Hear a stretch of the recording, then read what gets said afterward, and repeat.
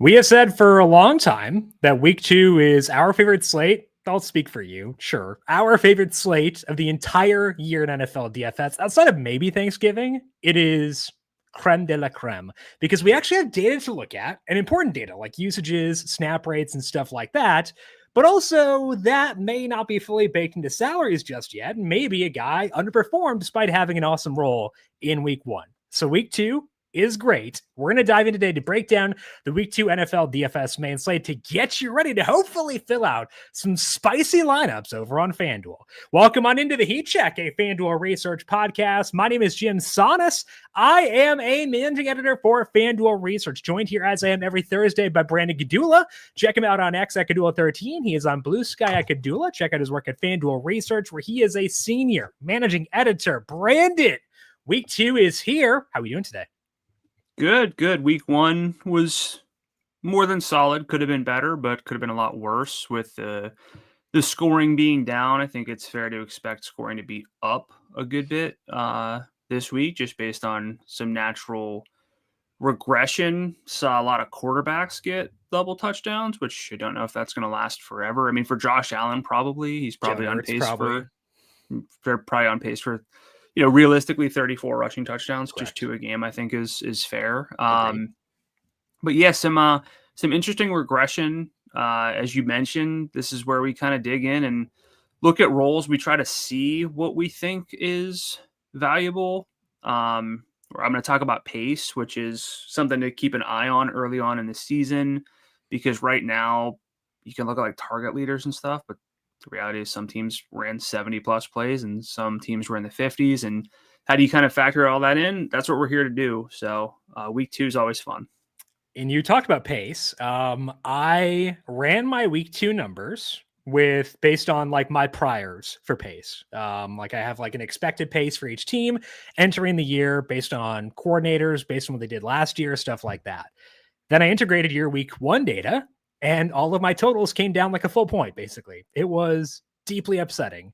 And I'd already bet my totals for this week. So I was like, I regret some of these. But you just saw a lot of slow pace. So I agree with you. Pace is very important. And we're going to talk about that in the trend section for today. I'm going to talk through some snap rates for running backs that are impactful. Maybe guys who didn't do a whole lot last week who could go better this week, maybe. We'll break down our top plays at each position on FanDuel as well. But first, a reminder to make sure you're subscribed to the FanDuel Research Podcast feed wherever you get your podcasts. You can find us on Apple Podcasts, Spotify, etc. If you like what you hear, leave us a 5-star rating and make sure you subscribe there. But also, you can find all these Heat Check shows on the FanDuel Football Betting YouTube page, along with every single episode of Covering the Spread throughout the football season. Our week 3 college football show is up with Ben Stevens of VSiN, broke down some NFL with Riley Thomas of FanDuel Research, and Aiden Cotter joins me tomorrow talking some player props as well. So 6 shows a week on the FanDuel Football Betting YouTube page. Subscribe there and leave us a thumbs up. If you like what you see on YouTube, we appreciate those of you watching. As always, FanDuel is getting you ready for kickoff with an offer you won't want to miss. New customers can bet just $5 and get 300. I almost said 1,000. Wow. 300 in bonus bets if you win. That's right. Pick a bet. Bet $5. And if it wins, you'll unlock $300 in bonus bets to use across the app. You can build parlays, bet player props, ride the live lines, whatever your style. FanDuel has you covered. The NFL season is finally here. The only question is, are you ready to play? Must be 21 plus and present in select states. For Kansas, in affiliation with Kansas Star Casino Racing Plus and present in DC, Kentucky, or Wyoming. First online, real money wager only. $5 first deposit required. Bonus issued as non-withdrawable bonus bets, which expire 7 days after receipt. Restrictions apply. See terms at sportsbook.fanduel.com. Gambling problem? Call 1-800-GAMBLER. Visit fanduel.com/RG. Call 1-888-789-7777 or visit ccpg.org/chat in Connecticut. Visit MD Gambling Help in Maryland. Hope is here. Visit gamblinghelplinema.org or call 800-327-5050 for 24/7 support in Massachusetts, or call 1-877-8-HOPE-NY or text HOPE-NY in New York. Let's take a look at the slate overview for week number 2. And Brandon, to me, it comes down to something you slacked me before I had a shot to look at the player pool for this week. You said there are players in each tier at each position for week 2. And then I pulled the player pool and I could not agree more. there are options for this week based on game environments, based on usage, based on all this stuff. And I'm not super worried about whittling things down. I think I'll get there on Sunday. And I want to have options, and I do for week 2. So that to me is the key thing, is identifying the priorities, given how many options we have. What to you is the slate overview for week number 2? Yeah, you got to whittle things down. There's going to be a lot of spots where I'm like, yeah, this player's fine in the right lineups, or if you're stacking. A lot of game stack dependent players, but if I go a different way, just so I don't completely rehash what you said, I think figuring out what we trust from week 1 is going to be, that's the whole thesis of week 2 always. But if I get hyper specific with it, there are a few mid-range running backs who had kind of good to solid roles in the 60 to 70% snap rate range, affordable salaries to roster. Those are the players the optimizers love. And you're going to see players like that in a lot of optimizers, or rate out with good, point per dollar potential. Figuring out which of those, if any, you can trust in a week where we have high salaried quarterbacks. We have high salaried receivers, not really tight ends, just Trey McBride at 7,000. But are you going to trust that Travis Etienne, what he did against the Panthers, is real? Did Chuba Hubbard do enough for you on a 66% snap rate to plug him in? These are the questions you got to ask. And we'll talk about it more. Unsurprisingly, I'm just going to speak for you, and you can stop me if I'm wrong. There are some good, very, very good high salaried backs that I like this week. Yes. At the very, very, very high end, the guys who can make us regret not using them. Yes. And we also have a few lower salaried backs, but the real thing is there are some value receivers who I think are the keys to the slate, more so than those mid-salaried running backs. That's kind of my overview, is figuring out if there are any of those mid-salary backs that I can really regret not using.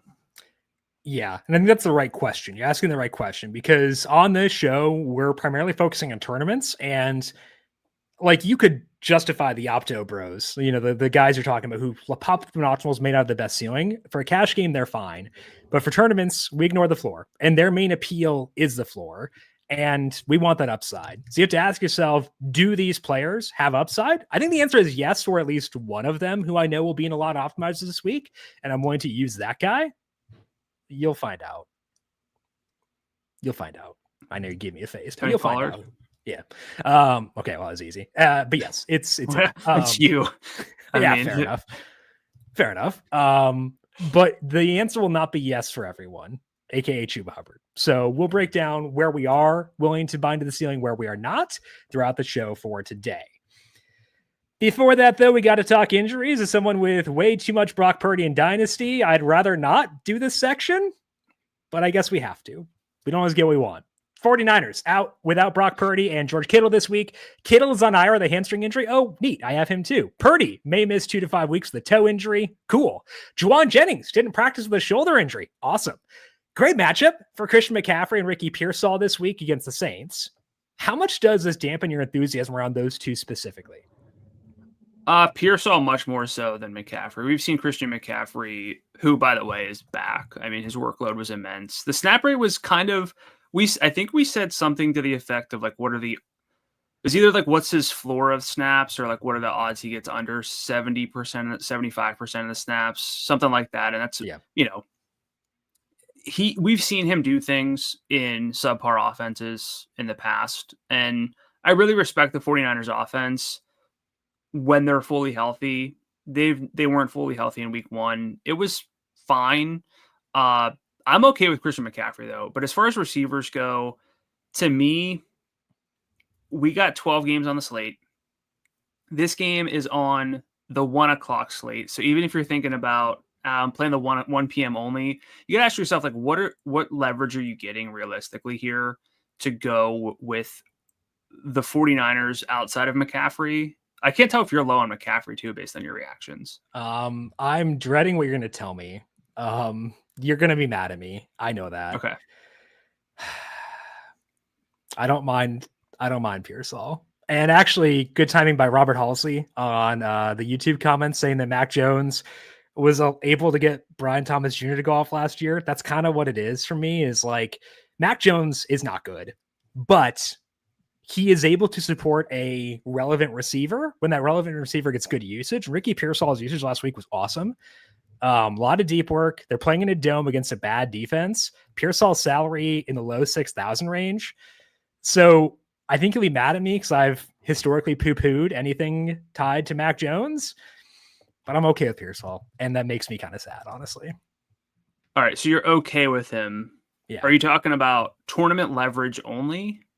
Or are we talking like, hey, I'm building my head-to-head against Brandon this week? Well, it depends on where I wind up, because like if I'm in that range, I'm going Zay Flowers over Pearsall every time, because Zay Flowers is 63, but I might have both. So I think in that range, like let's look at the low 6,000 range on FanDuel. Yeah, pull it up because I got some questions here. Okay, so low 6,000 range on FanDuel. I'm not using Pitbull, you know that. Go up though. 65 is close enough. Hollywood Brown or Ricky Pearsall? Does Xavier Worthy play? No. It's very close for me. Okay. I lean towards Pearsall. Interesting. I like Hollywood Brown though. So although he's a spreadsheet runner now, they're going by Hollywood officially. So there's that. Yeah. I like Flowers more. I might like JMO more just because I'll have a lot of that game. But I think that Pearsall is a firm consideration in that tier for me. Jerry Jeudy or Pearsall? Pearsall. No questions asked. No hesitation. Because like they both have bad quarterbacks, and I feel better about the volume for Pearsall than I do about. I think. Jeudy. All right. I think the we're spending a lot of time on a Mac Jones led offense, which is interesting. But they have the third highest salaried running back on the slate, so I feel like we have to. Well, no, but we're talking about a receiver. Yes, you're right. Are you lower? Like, how much lower are you on McCaffrey? I'm not like necessarily low on him. It's more so I have Saquon Barkley and Derrick Henry right there. And I've got, I like Jahmyr Gibbs. I haven't talked to you about him yet. I saw the thumbnail and I was curious. I figured we'd get to it at some point, but I have a lot of faith in the Lions offense this week, and Jahmyr Gibbs' role intrigued me, I would say, in week 1. So I might be lower on McCaffrey than you. I'll still use him most likely, but he's not a priority, which he would have been without the Purdy injury. I think that's overthinking it a little bit. Okay. I feel like you would, this is sort of some bizarro stuff because think back historically. If I care a lot about situation matters a lot. And the Niners in my model went from being like 5.5 point favorites to being favored by like 1.5 against the Saints. That total came crashing down. I care a lot about game environment. Their game environment is not great for a running back at $8,900. So I think that's in line with like my process. I just feel like in other years you would have said McCaffrey's coming off of 142 yards and got 18.7 FanDuel points without scoring. Yeah. But also, did we have Derrick Henry and Saquon Barkley and Jahmyr Gibbs then? I'm really curious. We can't make this about Gibbs or anything. I'm curious to hear what you have to think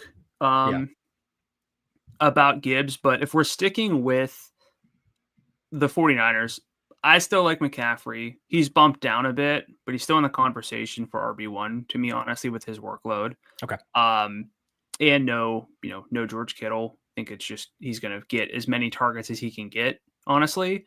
And I'm okay with that. Get him in space, get him those 8-yard catches. Yeah. Just, that's 1.3 FanDuel points easy. I'll take that for sure. But If we go back to Pearsall, I think the question, yeah, sure, in the hyper narrow range of the low 6,000s, Pearsall is fine. I prefer a couple other names. You're also kind of on that, like, we're on the same page. Yep. There are receivers with lower salaries than that. Sure. That makes it to the point that I don't know if I need to consider Pearsall a ton. I think that's the best counter to him. I agree. I think that's it's not just that low 6,000. It's lower than that. Right. And then it's also, how much do you think this game has a lot of offense? Right. Like, would I go Zay Flowers plus Ricky Pearsall and then like an 8,000 range receiver, or do I go Zay Flowers plus Keon Coleman or Ted McMillan in order to get up to Jamar Chase? Great question. I agree with you. I think that's a great way to frame it, and that does influence me on Pearsall for sure. Xavier Worthy's status is up in the air for week number 2. He separated his shoulder in week 1. Sounds like he won't go to IR. If Worthy can't go, it'd be Hollywood Brown, Juju Smith-Schuster, and Tyquan Thornton for the Chiefs. Other side of that game, Dallas Goedert has a knee injury and is also a question mark for Sunday. We'll talk about them in the bookmaker section. Jaguars traded Tank Bigsby. I had the entire preseason in my brain there. Yeah, well, there we go. Jaguars traded Tank Bigsby. The Eagles for a fifth and sixth round picks next year. Another slip. They got multiple picks for Tank Bigsby somehow. Travis Etienne played 62% of the snaps in week 1. That could go up in a potential shootout with the Bengals. We'll talk about them in the bookmaker section. Roshan Johnson got in limited practice Wednesday for the Bears. He missed week 1 with a foot injury, but seems like he'll be on track to play. We'll talk about the Bears in the bookmaker section. And then the Rams offensive line is super banged up. Kevin Dotson and Steve Avila week to week, according to Sean McVay. They get Tennessee on the road. How does this impact your view of guys like Kyren Williams, Puka Nacua, Devontae Adams, knowing the Rams offensive line not in a great place right now? I mean, I would say it doesn't really impact my view on Kyren Williams too much because I'm not really there unless it's a small slate. And a 2-touchdown game could really tilt things. Yeah. We've talked about his yardage upside plenty. As far as the pass catchers go, though, we saw just such a concentrated target share between Puka Nacua, who had a 39% target share, and Devontae Adams, who was at 29%. And mind you, Puka did this on a 63% snap rate and a 69% route rate. He was targeted on half of his routes. Like when he's out there, 39% target rate while bleeding out of his face. Yeah, very normal Puka Nacua stuff. Yeah, that was gnarly. 131 Is he steal? Like he gets hurt every game and always comes back in. I don't get it. Yeah, like it's so tricky with him because he's like got a ceiling, but he's also kind of, I mean, he scored 21.1 FanDuel points on 11 targets, 130 yards.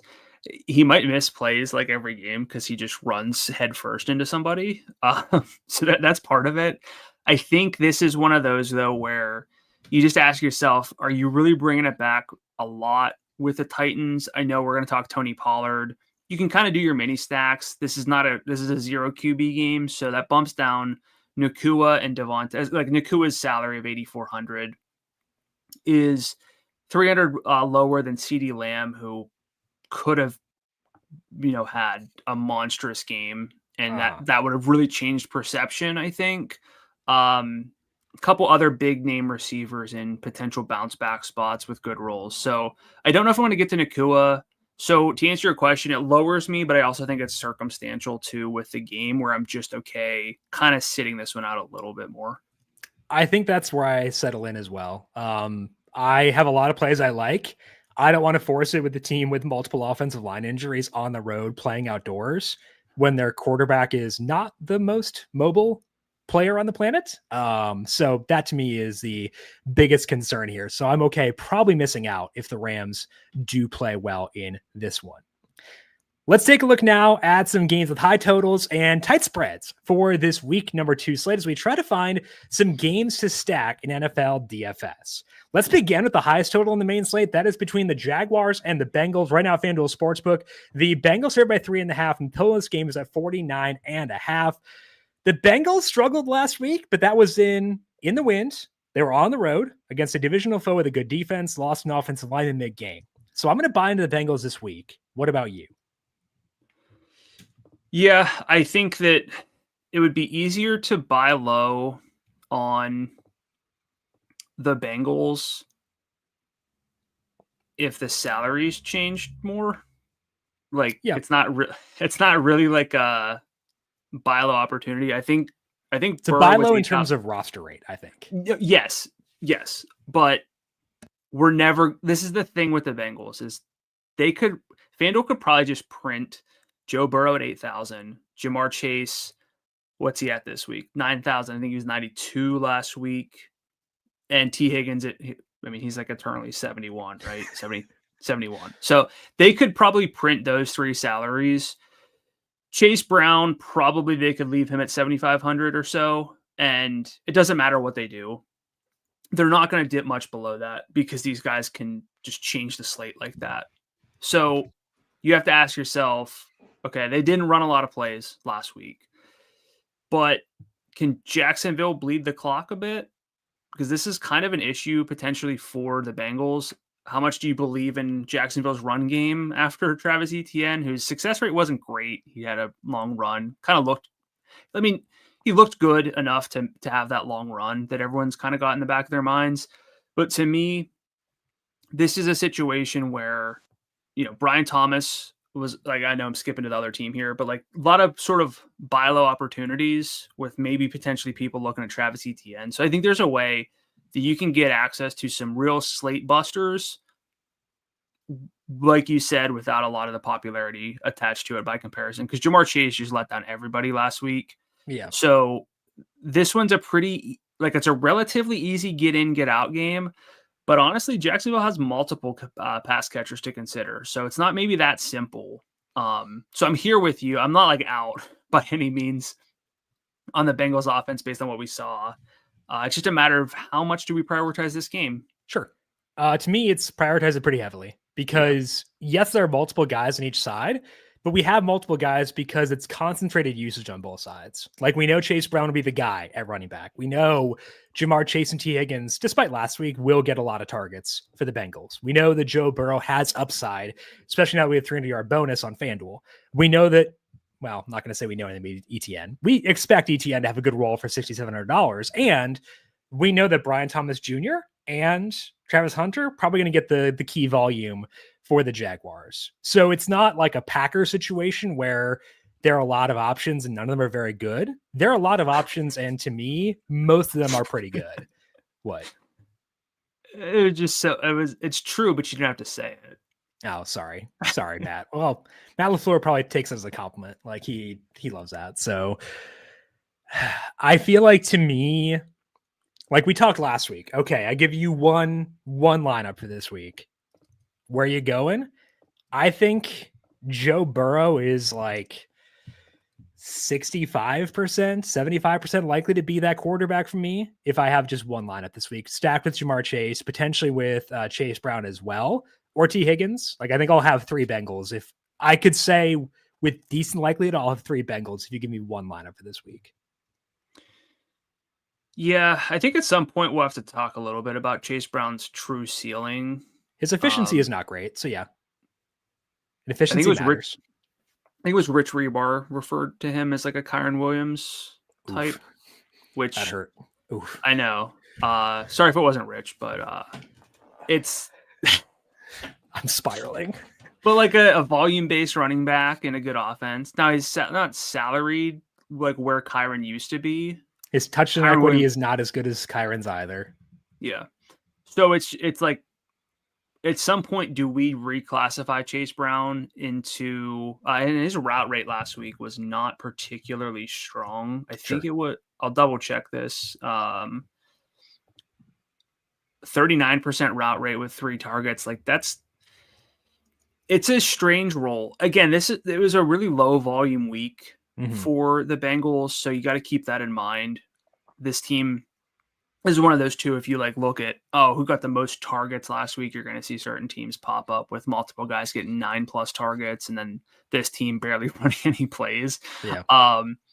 But I think it's finally time where I'm a little bit lower on Chase Brown. He's got 4 career games with over 20 FanDuel points.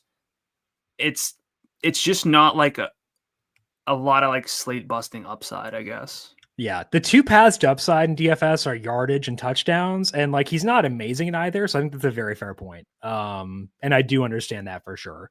Let's talk about the pass catchers here, then we'll come back to Travis Etienne. Actually, no, let's just stay with Etienne first. $6,700, pretty good roll last week, and now no Tank Bigsby. A lot of his production did come on that one run, but like the ability to break off a big one is important too, as we just discussed with Chase Brown. So where do you settle in on ETN at $6,700 on the road, but only like slight dogs, according to the market? He is going to be game stacks only for me. And it might feel like, wow, this dude just had 156 scrimmage yards, salary's decent in a fun game. I don't know if I really want to play Travis Etienne in like a high floor. I know we don't talk about that, but like we have a head to head each week. I don't really think he's in that consideration set because there's still plenty of question marks. His route rate was 30%, 62% snap rate. I'm not going to do the thing where you take out his one run, here was his total. Like that level of explosiveness is important. He looked good. The offseason reports were basically like he's feeling healthy again. Yep. There's draft equity with this guy. I think it's interesting, and if I'm wrong again, and he puts up 100 scrimmage yards and a touchdown, I think I'll change my opinion a bit. But I'm also not saying, no, this guy's a trap, and we're not going there. Right. I want to tie a Travis Etienne high ceiling game to other Bengals and other Jaguars, and that this game scores 60 total points, and you can just stack this one up. So I'm okay feeling like he's game stacks only right now. If I phrase it this way, tell me if you buy or sell this phrasing. He is game stacks only, but I'm comfortable with him in game stacks. As in, like, I'm not afraid to include him with a Jamar Chase line, thinking he'll totally like wreck me in that situation. Yeah. Okay. Yeah, I think typically I fall back into the game stacks only with a lot of lower level receivers. Yeah. So I think it's a good distinction where sometimes it's game stacks only as like a begrudging bring back, which I'm trying to be better about this year anyway. Yeah. But it's a good point. I will go out of my way to build ETN lineups. I just don't know. And look, there's a path where he runs for 100 and catches, like he gets, let's say, another 150 scrimmage yards and scores twice, and the Bengals just aren't on the field, and the real play was ETN and fading the Bengals again. I'm okay in that very unlikely scenario that he just runs the ball down their throats. Yep. Okay. Last week, Jamar Chase wasn't really a priority for us just because the salary was so high and like there were other places we want to go. I think he's a priority this week. I kind of want him in my like highest dollar single entry lineup for this week.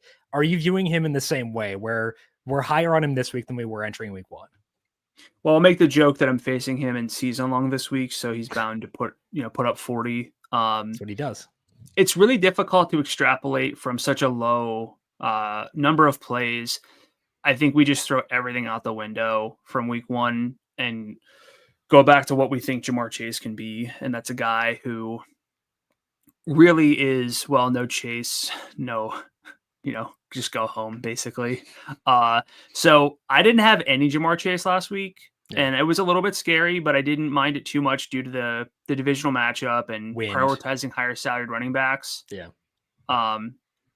This week, I'm going to get there. The question, though, with a receiver like this, and it's not just if you can flex one, who's it going to be?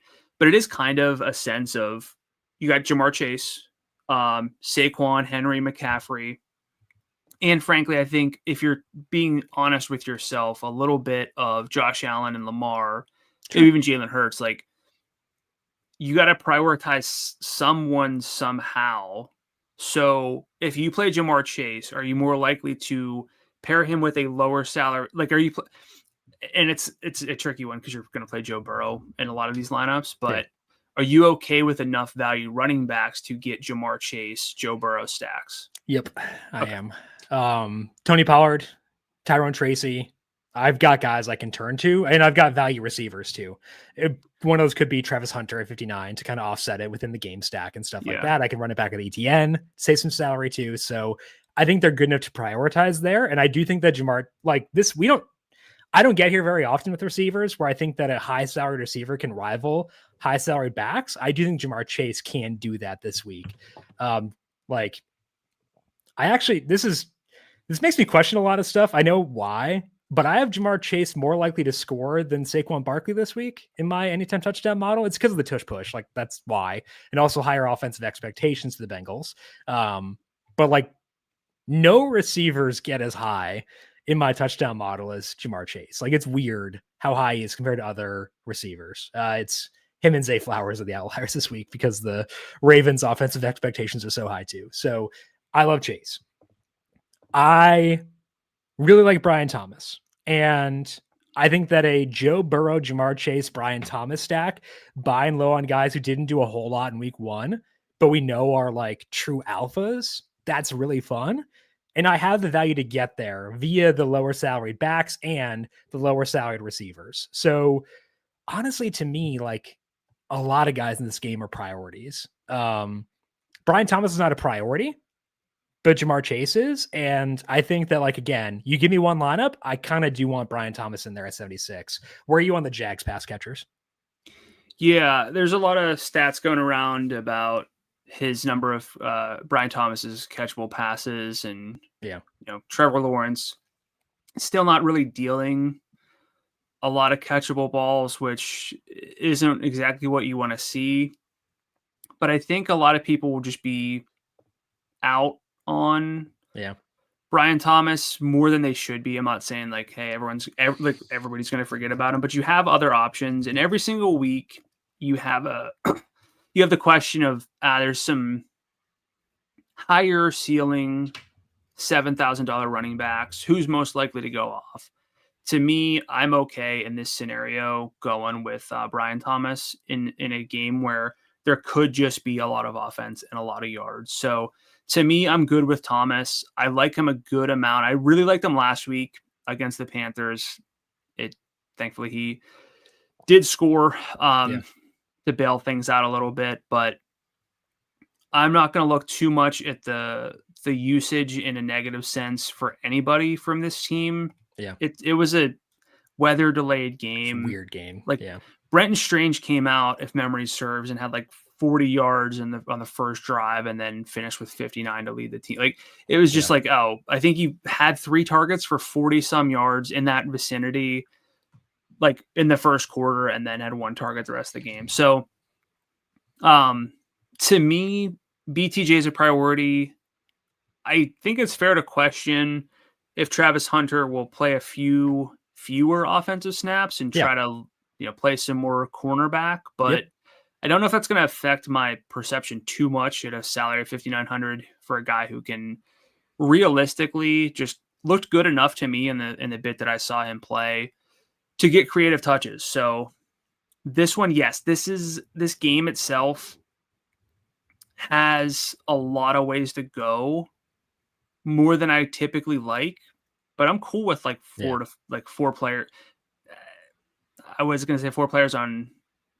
Actually, no, it's 4 players per team. I don't know if I'm not playing Trevor Lawrence though. I was gonna say it's Strange, the 4th one on the Jags. Okay. Yeah. So it is a 1 quarterback game for you? I think so. It is for me too. Lawrence hasn't shown like a big DFS ceiling, whereas Burrow has. So I am okay with just Joe Burrow here, but overall my favorite game on the slate. My second favorite offense on the slate is in our second game in the bookmaker section. That is the Detroit Lions, who are at home taking on the Chicago Bears. Total in this game, 47.5. Bears now favored by 6.5. That was 4.5 back on Tuesday. So some Lions interest coming in here in the market. Lions struggled last week, but they were on the road against a divisional rival with a good defense. They're now at home and indoors. How are you viewing the Lions this week, and any interest in bringbacks on the Bears? I like the Lions. I'm going to actually just defer to you here. You had that scares me. You had all of the options to pick from for our thumbnail, and you picked Jahmyr Gibbs. Yeah. Talk to me about the Lions offense and Jahmyr Gibbs. So if you look at last week, I know in the first half, Jahmyr Gibbs' snap rate was even with David Montgomery's, which may make you think, okay, their usage did not change from last year, where it was Gibbs as the 1A, Montgomery the 1B, or vice versa. But first drive of the game, Jahmyr Gibbs was in the game. That did not happen last year. It was always Montgomery on the first drive. Second drive, Jahmyr Gibbs started that drive as well. They eventually did work Monty in there, but I think that the overall like numbers for Jahmyr Gibbs last week are underplaying the fact that he did get a slight role change last week and his salary went down $600. I was skeptical that role would change. I kind of thought they would keep the status quo from what Ben Johnson did last year and kind of have Monty the first series, then Gibbs, flip-flop, and stuff like that. It was a bit different than what I expected. Gibbs finished with 9 carries, 10 targets, inflated by the fact that it was a super negative script and he was in there late in that game, and his snap rate was inflated too. But it still was a role change, I think. And now they're at home taking on the Bears, and the Bears defense is fine, but also they can be beat, especially when you put them in a dome against an offense that I expect to play pretty well. First game for the Lions last week with no Frank Ragnow and no Ben Johnson. They've had a week to get better integrated, and now there's no Micah Parsons, who's like this weird chess piece who can line up at nose, he can line up on the edge, a linebacker, everywhere. And like in that situation, your center matters so much against the Bears, who are not like Dennis Allen's a really good defensive coordinator, but he's not going to have a Micah Parsons on that defensive line. So I think I'm just expecting the Lions to perform better overall. I laid the 4.5 with the Lions. I have them favored by 8 in this game, which feels a little hefty, but I just have very high offensive expectations for them. And that leads to my liking Gibbs and the fact that I think his role did change, but didn't really go noticed last week. Did that sell you at all on Jahmyr Gibbs? Not really. Okay. Tell me the counterpoint then. So we know his salary is $8,300. Yeah. What would you say? This is going to be tricky, but like last year's role leading into this game, what would you say his salary should have been? 81. And based on what you saw, what do you think it should be now? About 83. Okay. Like I think that it's about fair. Okay. But it's more about like I think people will avoid him because of 9 carries for 19 yards and the fact the offense didn't do a whole lot. So it's a tournament leverage play for me. Okay. That I agree with. Gibbs in a tournament, frankly, is always justifiable outside of very rare circumstances. It's really hard to compare him, though, to anybody else because he's kind of on an island in salary. Like Gibbs over Kyron for sure. That's not a question. If Jonathan Taylor weren't playing the Broncos, I think that would potentially be a question. Jonathan Taylor had a solid role, but might be losing touchdown opportunities, which would be a bummer. Like, oh, there's no more Anthony Richardson. Yay, more red zone work for Oh, just kidding. Yeah. So Gibbs is really in a strange situation. I think for people, especially people who hand build lineups, they're not going to pivot to Gibbs a lot either. Yeah. So I understand it from a tournament's perspective. I thought you were going to sell me on like, no, this dude should be in the same tier as Barkley, Henry, and McCaffrey, and he's not. And nope. Nope. It's all you made him because you made him the thumbnail. So that was a pretty. I panicked. I'm not gonna lie. Okay. I'm like thinking here Wednesday. I'm like, I don't know, man. Like I haven't dug into the slate too much yet. Like I like the Lions a lot, and we're gonna talk about them in the bookmaker sections. Let's make it Jahmyr Gibbs. It should have been Jamar Chase, if I'm being honest. I panicked. All right. So I honestly, after all that, we're on the same page, I think. Okay. I like that then. But I also do like the rest of the Lions too. This is a 0 quarterback game. I'm just going to get that out of the way now. 0 quarterback game. Not going to get first question. Not getting there. Nope. Jameson Williams, 61, just signed a big extension. He is at home indoors, which is the only place I want to use JMO. The role last week was like not amazing in terms of like the overall targets, 5 targets there. But again, he's playing outdoors. I had no interest in him last week, but he's back at home. We know the upside he has. The Bears secondary is toast. Like they're all hurt basically at this point. And I think that makes him a crazy fun play. So we're talking about Pearsall in the low 6,000 range. I said I like Zay Flowers more and I like Jameson Williams more. I still like Zay Flowers more than JMO, but like JMO is like another really fun tournament play. Amon-Ra, I think, is pretty fairly salaried at 8,000. I don't tend to get there a lot with him. but I love Jameson Williams. Where do you stand on the Lions pass sketches, including Sam Laporta, who is at home with a huge implied team total? Yeah, Laporta is worth talking about too. Jameson, though, as you mentioned, at home indoors, that's whenever you want to fire up Jameson Williams. Although, interestingly, his 2 best games by FanDuel points have been on the road. Just kind of worth noting. I hate that. I definitely did not use him in that case. Well, last year was in that strange game where we didn't know what game? Detroit. Yeah, he scored twice, cost me a fantasy championship by not playing him. Yeah, because Juwan Jennings had like 40 targets but didn't do a whole lot. It is just one of those. Sometimes it goes your way, sometimes it doesn't. But a lot of potential here still. At a $6,100 salary, I'm not saying his ceiling's 30 points. I don't think he gets enough usage for that. Everything 40, would have to, right? It's not 30 because it's 40. Yeah, the guy who's he's maxed out at 23.5. Has he? Oh, that's upsetting. Yeah. I've lost a lot of money on him, I feel like. I know. Like, he's got 4 20-point games in his career. Same as Chase Brown. Does he have I guess he doesn't technically have a multi-touchdown game because he scored a rushing touchdown in that Niners game when he had 2. He's got, but he can do that.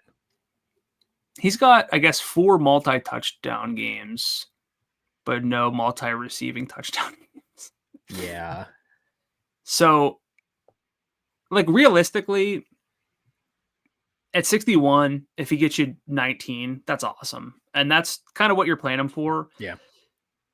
He's not as much of a smash play, I think, as he would have been last year, just because we have some things to wait and see how this offense, performs, especially with a new offensive line, etc. So to me, I like Jameson. I don't know if I'm going to play a lot of Amon-Ra St. Brown much this year until I start to see his target share just morph back into what it used to be. I'm not saying my favorite Lion then is Sam Laporta, but tight end's really strange this week in that we have Trey McBride, whose ceiling itself historically has not been that great because he just doesn't score. So there's that. But you can take some savings on a Sam Laporta at tight end. Yeah. High implied team total, 24% target share, 27% of the air yards, 91% route rate last week, which I believe was highest among all tight ends. Yes. So again, it's hard to say Laporta is my favorite Lion, but he's in that conversation just because of the whole state of tight end. So it's contending with him and JMO, correct? As my favorite Lion? Yeah. Or him and Gibbs. At salary. Okay, that makes sense. I am with you too. And if you look at the lower salary tight ends for this week, Laporta is probably my favorite. Let me scroll down here to my notes. Yeah, he is. He's my favorite, I think, by a pretty wide margin. He actually might be my number 1 tight end on the slate. That's what I'm saying. He's in that conversation because McBride, dude's got to score at some point. Yeah. He's going to score in a game where he gets 67 yards. Yeah. I think you're right. But also at home with a huge implied total. So there's that. Yeah. Bears side of things, I like Roma Dunze. Solid at 58. I would go to DJ Moore in game stacks. I'm not as enthusiastic with this side of the ball, though. Talk me through the Bears and how you're feeling there. And I'm not using DeAndre Swift. Yeah, I was going to mention Swift. A little bit of optimizer love, not a ton. They're Roshan limited in practice Wednesday. It sounds like he might be back. Ben Johnson mentioned getting Monungai a bit more involved too, and DeAndre Swift stinks. So those are my reasons for avoiding. Yeah, this was a real big overreaction situation. I basically saw a Reddit post that was wow, Caleb Williams looks like he's the next big thing, and JJ McCarthy is one of the worst quarterbacks in football, and it's oops, it couldn't have aged much worse, much more quickly than that. There are still question marks. Roma Dunze was a massive touchdown regression candidate from last year. Scored, had an end zone target, the only one available in the offense, 4 downfield targets. He's fun. He's a good player. Yeah. So if I want to bring back, I'm going to look at Odunze first. DJ Moore, not as good of a role, if we're being honest. More air yards, but fewer targets, just 5. So more heaves, even though they both had 4 targets, at least 10 yards downfield. The rush attempts are nice. What's that? The rush attempts are nice. Oh, yeah. The 3 rush attempts for sure. Better efficiency on a per route basis than Rome Odunze, but it's really narrow. And I just think that, I don't know. I'll have to look this one up, but how many DJ Moore games are there that really have mattered and at a salary of 66? How much room is there for him to make us regret it at this point? Well, but also there are other guys we like. And so That's it's, the thing. Yeah, exactly. I think that because there are options elsewhere, I don't feel the need to be super, super high there. I do like the rush attempts, and I'm not joking about that. I know you know that, but I want to clarify for everyone watching. I love rush attempts for a receiver. He's not a priority. He's we talk about ETN being a guy I feel good about in bringbacks. DJ Moore is I guess I'll do it kind of bringbacks for me. And I don't I'm kind of tired of the if I have to bringbacks. Yeah. Or forcing things. And I'm not going to force it with the Bears overall. I'm okay having standalone Lions personally. Yeah, I should start pulling first 15 play, EPA and stuff, and see how that might trend. But they looked lost after that first, that the scripted plays were done and over with. It was not good. Yep. No, not good at all. So I'd rather just avoid it on a slate where there are more engaging teams and better mid-range receivers in that 6K range than DJ Moore. Well, you talked about being engaged. A few teams probably more engaged than the Kansas City Chiefs in a little revenge spot here for the Super Bowl 59 losers. They take on the Eagles. Most fun real-life game on the slate by a wide margin. Highest total, tight spread. Kansas City Chiefs hosting the Eagles. Effectively a pick 'em. Total of 46.5. Xavier Worthy, I lean towards thinking he's not going to play this week based on the way the market has moved with some movement towards the Eagles recently. I'm willing to fork over the high salaries tied to players in this game, given that there are some question marks on the Chiefs side. Wait, was that a question? Yeah. Did you say, am I willing to pay high salary? Uh-oh. Yes. Okay. I thought you said you were. No, I said are you? Okay. Are there a lot of high salaries? Jalen Hurts, Saquon Barkley. I guess AJ Brown's not as high salary as I thought he was. Yeah. So yeah, fair enough. So I think that's why I was a little confused. Now we can talk. Where do you want to start? Does it matter? Dealer's choice. Is it a 2 QB game? No. You don't think? No. Okay. Is it because you respect the Eagles defense enough? It's because I respect situation, and Patrick Mahomes does not have his top 2 pass catchers, and he's facing a really good defense. That's the main thing for me. What would you set an over under rushing yards for Mahomes? Well, okay, that's a fair point because it is revenge game. Well, it's revenge, but it's also you can't fall behind. You can't go 0-2. Yeah, they're 0-1. Revenge game. He did run a lot last week. 6 for 57 and a touchdown. They did try to air it. They did try to push the ball downfield to Tyquan Thornton. How'd that go? I'm just saying. The Patriots receivers were doggy-doo last year, and 2 of the guys who could not make the team are now starting for the Chiefs. Is it a 1.25 QB game, or are you so far out on Mahomes that you would? Hurts is a 0.75, so at most it'd be a 1 for me. Okay, so the 1 QB game, but in a 75-25 split situation. Is that what I'm hearing? I just I don't know, with Mahomes, this is why I want to. You asked me which game we should make third here. Yeah, this game is really interesting because we did see points in the Super Bowl last year. Yeah. it doesn't feel like this game's going to have a lot of points. And if it does, it might be Philly just rolling again. But I don't know if like the Chiefs can really roll over and just say, okay, we're down 13 at halftime. Let's just like phone it in. I think we're going to see Mahomes play like, I'll say the best quarterback in football, which he can be when he's out there. Like when he is out there with no hesitations of rushing and making things happen. Yeah. And like, I don't think it's astonishing if he gets 30 FanDuel points, even with the pass catchers he has. Okay. I will hear that argument. My main concern with him is I have Allen and Lamar on this slate. Yes. And I don't think he's like, from a fantasy perspective, on par with them. And I love Burrow. So that's the hang up with me is I don't want to have too many quarterbacks and I'm not going to rank him above those guys.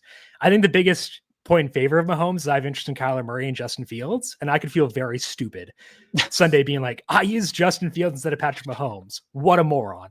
I can see that happening. So that would be my selling point for Mahomes is like, you dummy. Like you ignored them or ignored him for them. Like, what are you doing? Maybe I just go Mahomes on the 4 p.m. slate. Sure. It's only 3 games. I don't mind Kyler, but it's him and Hurts, basically. Yeah, I agree with that. We can cross off Chiefs running backs, correct? Oh, yes, please. Okay, good. Saquon Barkley, 91. We've got AJ Brown, 75. Devontae Smith, 64. Hollywood Brown, 65. Let's talk pass catchers and Saquon Barkley. So skill guys in this game. Who to you are the biggest priorities when you consider other options at that position, salaries, etc.? Probably Hollywood Brown if you frame it that way. Okay. Though we know the workload was great. 16 targets for 99 yards. Even with Worthy, if he were to play, you mentioned how depleted this pass catching core is. And frankly, I think that Kansas City is going to play from behind. But they're at home.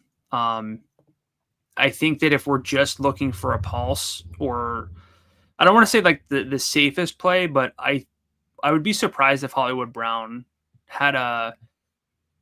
was irrelevant this week because I don't know if they can afford it. Like, what else are they going to do? I mean, the targets per dollar ratio will be very good with him.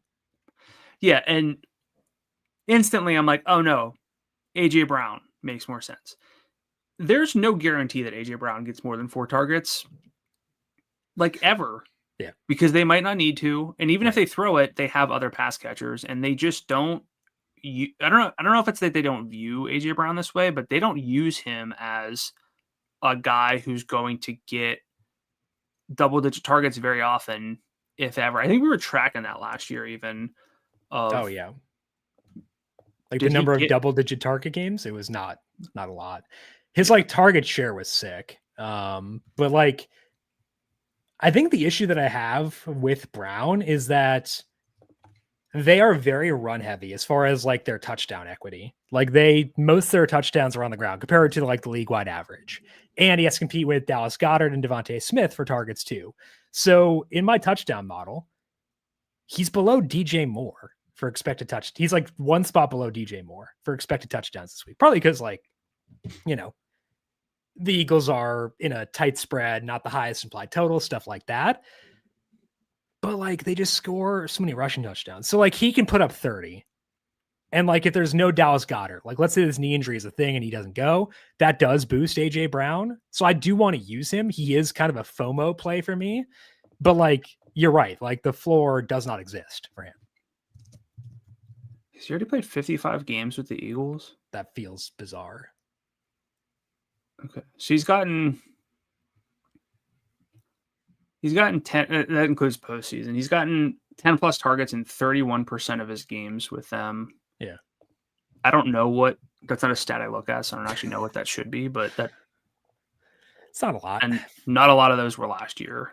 It does help his salaries way down. And you talked about like they might not have to throw. They're more likely to throw in this game than most because they're playing a very, very good opponent. So I think that does help too. It does. What does your model say about this game? Because I think that's relevant. With Worthy in, I had the Chiefs over by 0.6. And I have the total as dead fair at 56 or 46.5. 56.5 is different. No, that would be a different story. Yes. So since the start of last year, Browns got 3 double-digit target games and 18. Yeah. So this one, who were we saying was? I don't want to compare these two, but we were talking about game stacks only. But the difference of like, I'll throw them in if I'm targeting this game. Yeah. Unfortunately, AJ Brown feels a little more like if I want a Jalen Hurts lineup, but I think he throws for a couple touchdowns instead. Maybe this is the week where AJ Brown gets 2. Yeah. It's a little more like, but I think this game's like really, really interesting because it could be great. It could also kind of be like a bit of a slugfest. In a way. How about this? Would you mini stack this game? Because I think that the key to this game is you can go like full game stack here with Jalen Hurts, et cetera, et cetera. But then like, I feel like it's not an appealing game for mini stacks. Whereas like Bengals Jaguars, mini stacks fully on the table there. So to me, I feel like this game is, if I'm going to stack it, stack it. If I'm not going to stack it, don't. Like, I think that's kind of where I settle in here. You're playing AJ Brown in hopes that he gets like 125 yards and 2 touchdowns on 9 targets. Yeah. Like, you're not playing him because you think he's going to get 103 yards and a touchdown in a mediocre game. Like, you're expecting that there's an eruption here. Yeah. So when you frame it that way, I think this is not really a good mini stack game. I agree. I think that's where I settle in here. Any thoughts on the value guys like Devontae Smith, 64, Juju, 53, Tyquan Thornton, 48? I don't have a lot of interest in those guys personally. Like Devontae's fine, but he's not going to grade out well relative to that tier because that tier is great. So I feel like to me, it's really like get my studs and get out. I kind of agree. Smith's also, he's still in game stacks, but I'd agree with that. Okay. Let's take a look now at the week 1 trend section and begin with something that is very important for DFS because to score fantasy points, you got to run plays. And not a lot of teams ran plays in week 1, much to my dismay. So you're going to break down the teams that had the biggest shifts in pace and pass rate over expectation in week 1 and what that could mean for week 2. Yeah. So like pace itself is something that we really want to look at, but sometimes can be easy to overstate because the range of pace, whether it's measured by plays per game or any other metric, and by the way, I post adjusted pace numbers on FanDuel Research each week, and I rank the games based on expected, average pace and a couple other metrics. So it is easy to overstate because it's not like if you play Team X, you're going to get 80 plays. It's a band of plays, but it also tells us a lot about what teams want to do and the way that they would prefer to play games whenever they're able to. And when you adjust every play for game context, you can kind of see which teams want to play fast whenever they can and which teams want to slow things down. The same logic applies to pass rate over expectation, which adjusts for game context and lets you know this team got a high pass rate, but it was because they were trailing all game. Especially early on, these numbers can feel a bit fluky, but based on last year, there's a pretty good relationship between week 1 pace, so my adjusted seconds per play, and full season data. The R squared, for anyone who cares, is 0.47.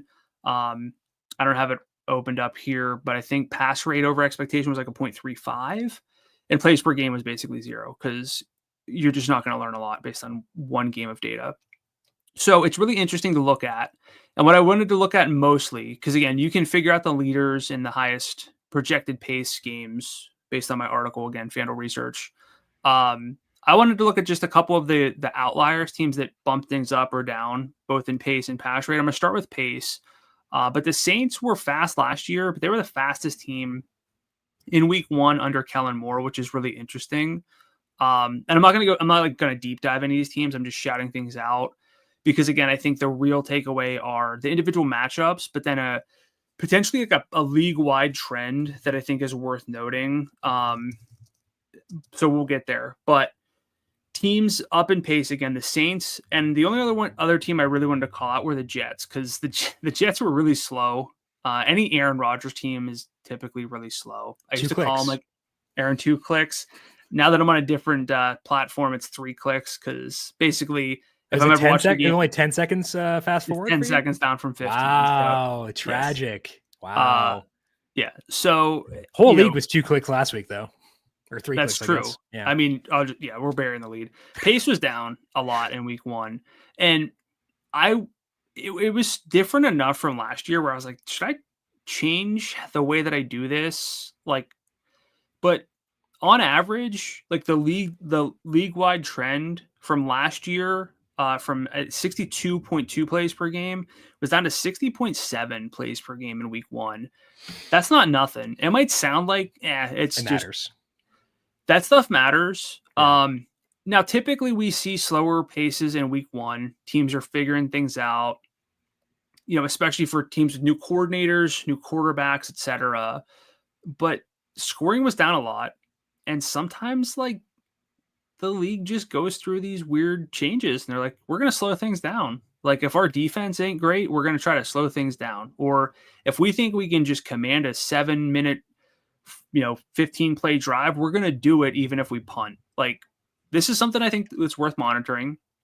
And how would now I'm getting into the applications, but let me finish like the pace recap here. So I wanted to call out the Saints and the Jets for playing a bit faster. Or at least noting that the Saints, who we don't typically love for DFS, they're still going to play fast potentially, which is nice to see. But down in pace, understandably, the Lions, new offensive coordinator, different, a lot of offensive line turnover. Bottom 6 by adjusted pace in week 1 after being 5th in 2024. Something to note, we'll track it, we'll trend it. The Titans, though, down in pace, rookie quarterback, outdoors, in the elevation. But if the Titans are going to bleed the clock a bit, it's worth noting for sure. And then the Chiefs. This is also one that made me feel a little bit gross with that game we just discussed. They were 3rd in adjusted pace last year, but 21st after week 1. So it's worth noting that teams are changing things. Again, the real who's the matchups and everything you can check out in the article. But the pace was down in week 1. It's typical, but it was more noteworthy than I would have expected, to the point that you mentioned it. You changed your models. It made me do a lot of second looking at do I need to update the process for this? Like, did something change fundamentally? And I'm kind of missing things. So do you want to pause on pace, or do you want to finish pass rate over expectation? We can lump them together because there is some overlap between the two for sure. So the biggest pass rate over expectation, again, it accounts for game context and tries to level things out. These teams are not on the main slate, but I wanted to shout them out. The Chargers and Raiders, just big shout out there. But the Patriots are 4th after week 1. They were 20th in 2024.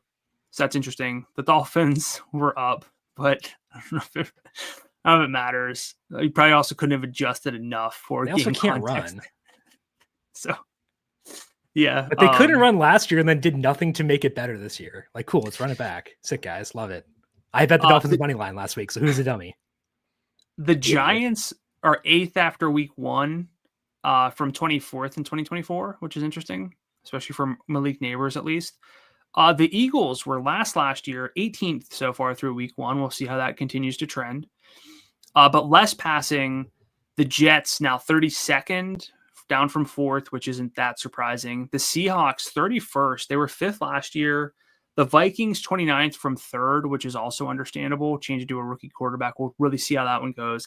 The Bengals, 1st last year, 16th after week 1. I doubt that sticks, but it's worth noting. And then the Texans, 28th from 6th last year. This team's a mess. I don't like them. I don't want to like them, so I'm not even going to think about them. They're not in the main slate. It's great. No, I know, but I just at least wanted to flag some of these teams, whether they're on the main slate or not. Just so I bet the over for Monday, so that's going to be a whole lot of fun for that stupid team. Looking forward to that. I don't know what you like. I don't know what there's a like other than Nico Collins at this point, but I still like CJ Stroud. Come on, what are your thoughts? Situation? Go ahead. We can also lump in scoring trends. Mm-hmm. What were your thoughts on week 1 in terms of pace, efficiency, pass rate, those types of things? Because the scoring rates themselves skewed really quarterback friendly too. A lot of quarterbacks with those multi-touchdown games. What are your takeaways from week one whenever we look at the game from this lens? Yeah, the pace being down is a pretty big detriment to totals. Like I said, I put in your pace numbers from week one and it dropped my totals, like I think an average of 0.75 points because the league was so slow. And like that will come up as you alluded to. So that's good. I wanted to linger on the Jets for a second because you mentioned that I asked you which games to talk about in the bookmaker section. The Bills are one of them that I was like, okay, discussing. We went Chiefs Eagles, which was, I think, a good choice. But if the Jets are going to be fast despite being run heavy, that's a pretty fun combination given how good they can be on the ground and the fact that like the Bills defense got bullied by the Ravens last week. I like that game. And hearing the Jets were as fast as they were last week, it's just like kind of like confirmation bias that I think that game is pretty fun. So I thought that was pretty interesting. And the Saints being up in pace too is also good because for their opponents. Like I don't care about the Saints, but I care about their opponents. It's good for Pearsall and McCaffrey this week, but also in the future. If they're going to be fast, that's perfect for us in DFS. So I think for me, it's kind of like providing validation of like, yeah, I can stack that Jets Bills game and probably not feel that bad about it. And I thought that was a fun takeaway from the data you laid out here. Yeah, I don't want to overreact to anything. I think honestly, the biggest takeaway is I will continue to monitor the league-wide pace. Yeah. But last week with scoring down, whenever you hit on those, like if you were to stack the Steelers and Jets, for example, that stuff matters. I don't think anybody had the foresight to do that, or I would still argue that the perceived upside was in the percent chance that was going to happen was still not even worth it, really. Sure. With that said,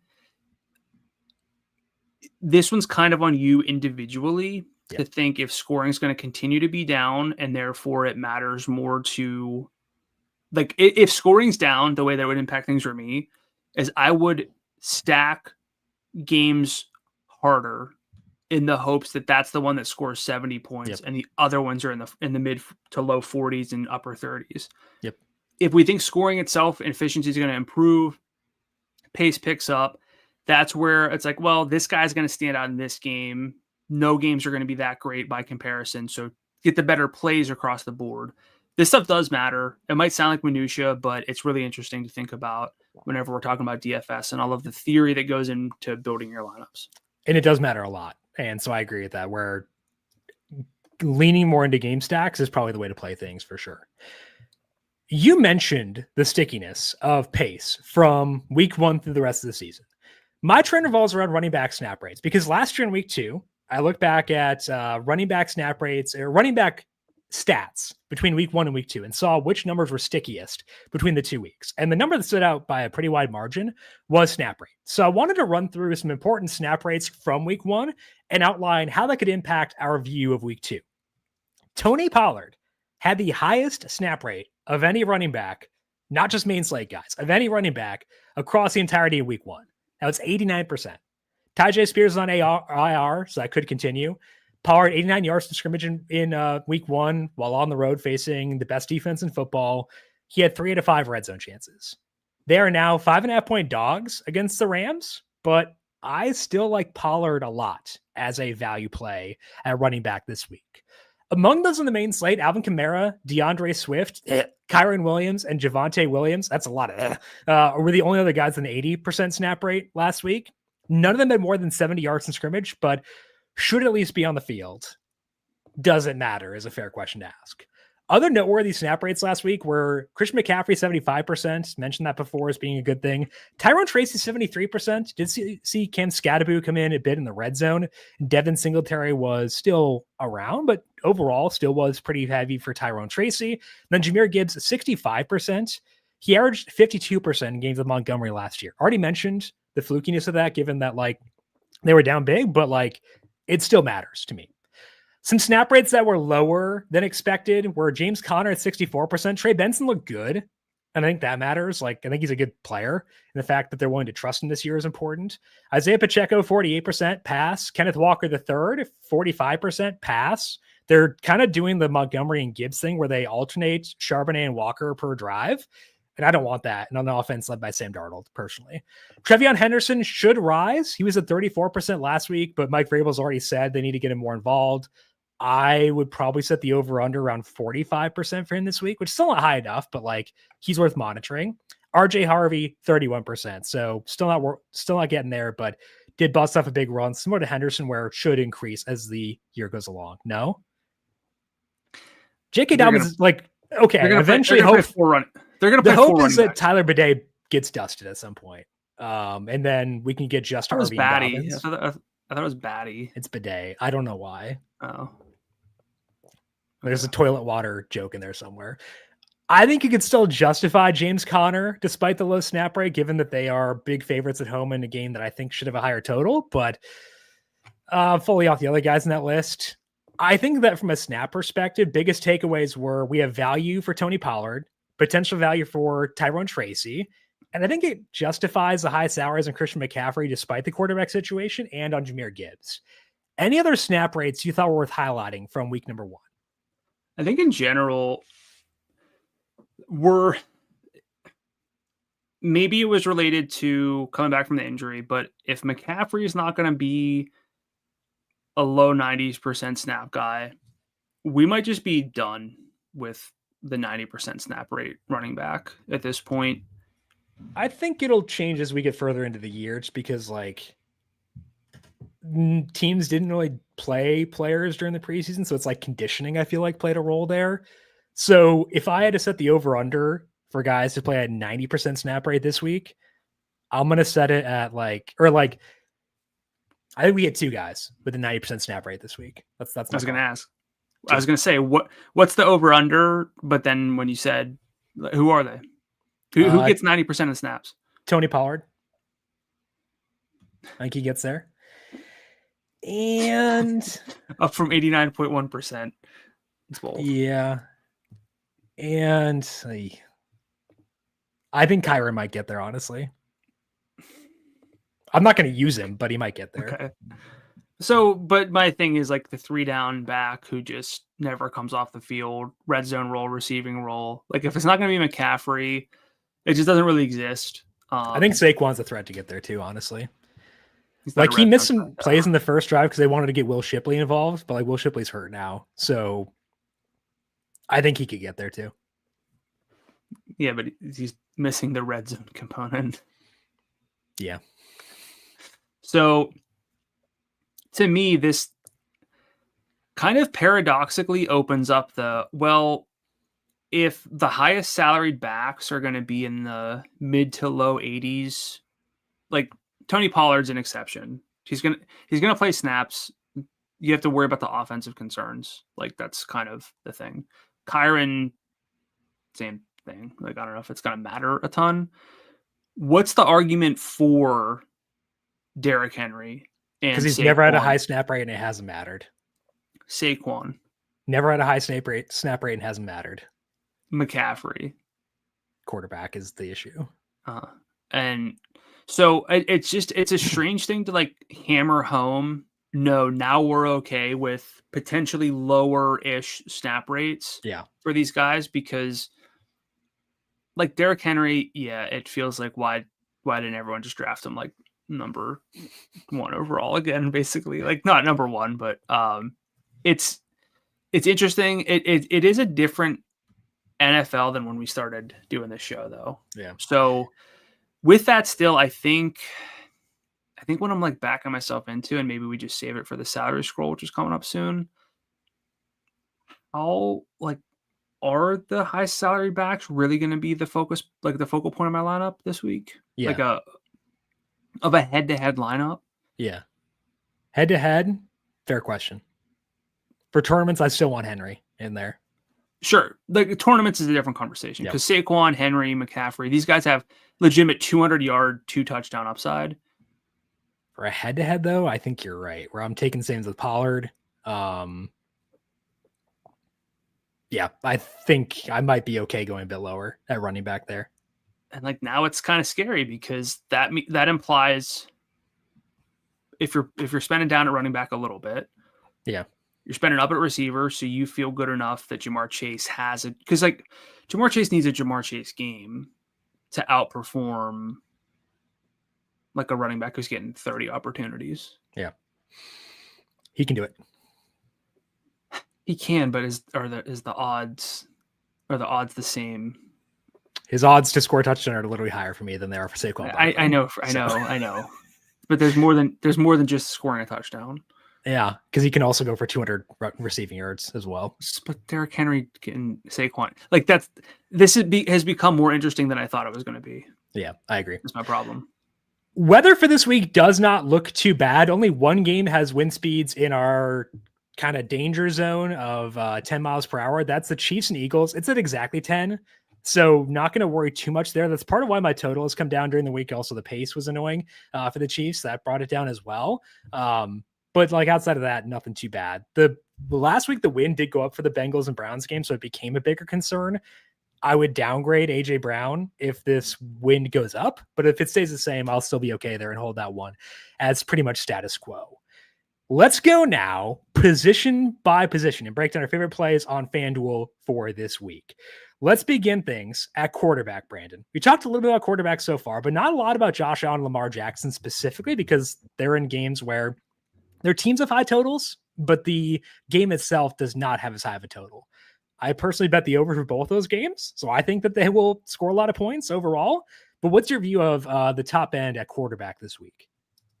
Yeah, so Allen on the road against the Jets, who just, I don't know, Aaron Rodgers had 4 touchdowns, but I watched them all back, and they were underwhelming because I'm publishing my expected touchdown numbers, and they were lower on Rodgers than I would have expected for a 4-touchdown game.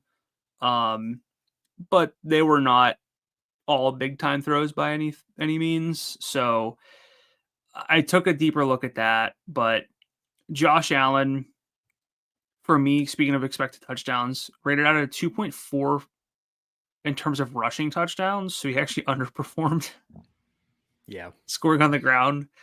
I just don't know how you overthink, like the biggest knocks are divisional opponent and on the road, but he's kind of got stack candidates. And I don't know if we'll save that for later, but the pass catchers looked a lot better in terms of usage than in the past. And if you give me Josh Allen with guys with 20% target shares and, good downfield work, like that's a different Josh Allen when it comes to DFS.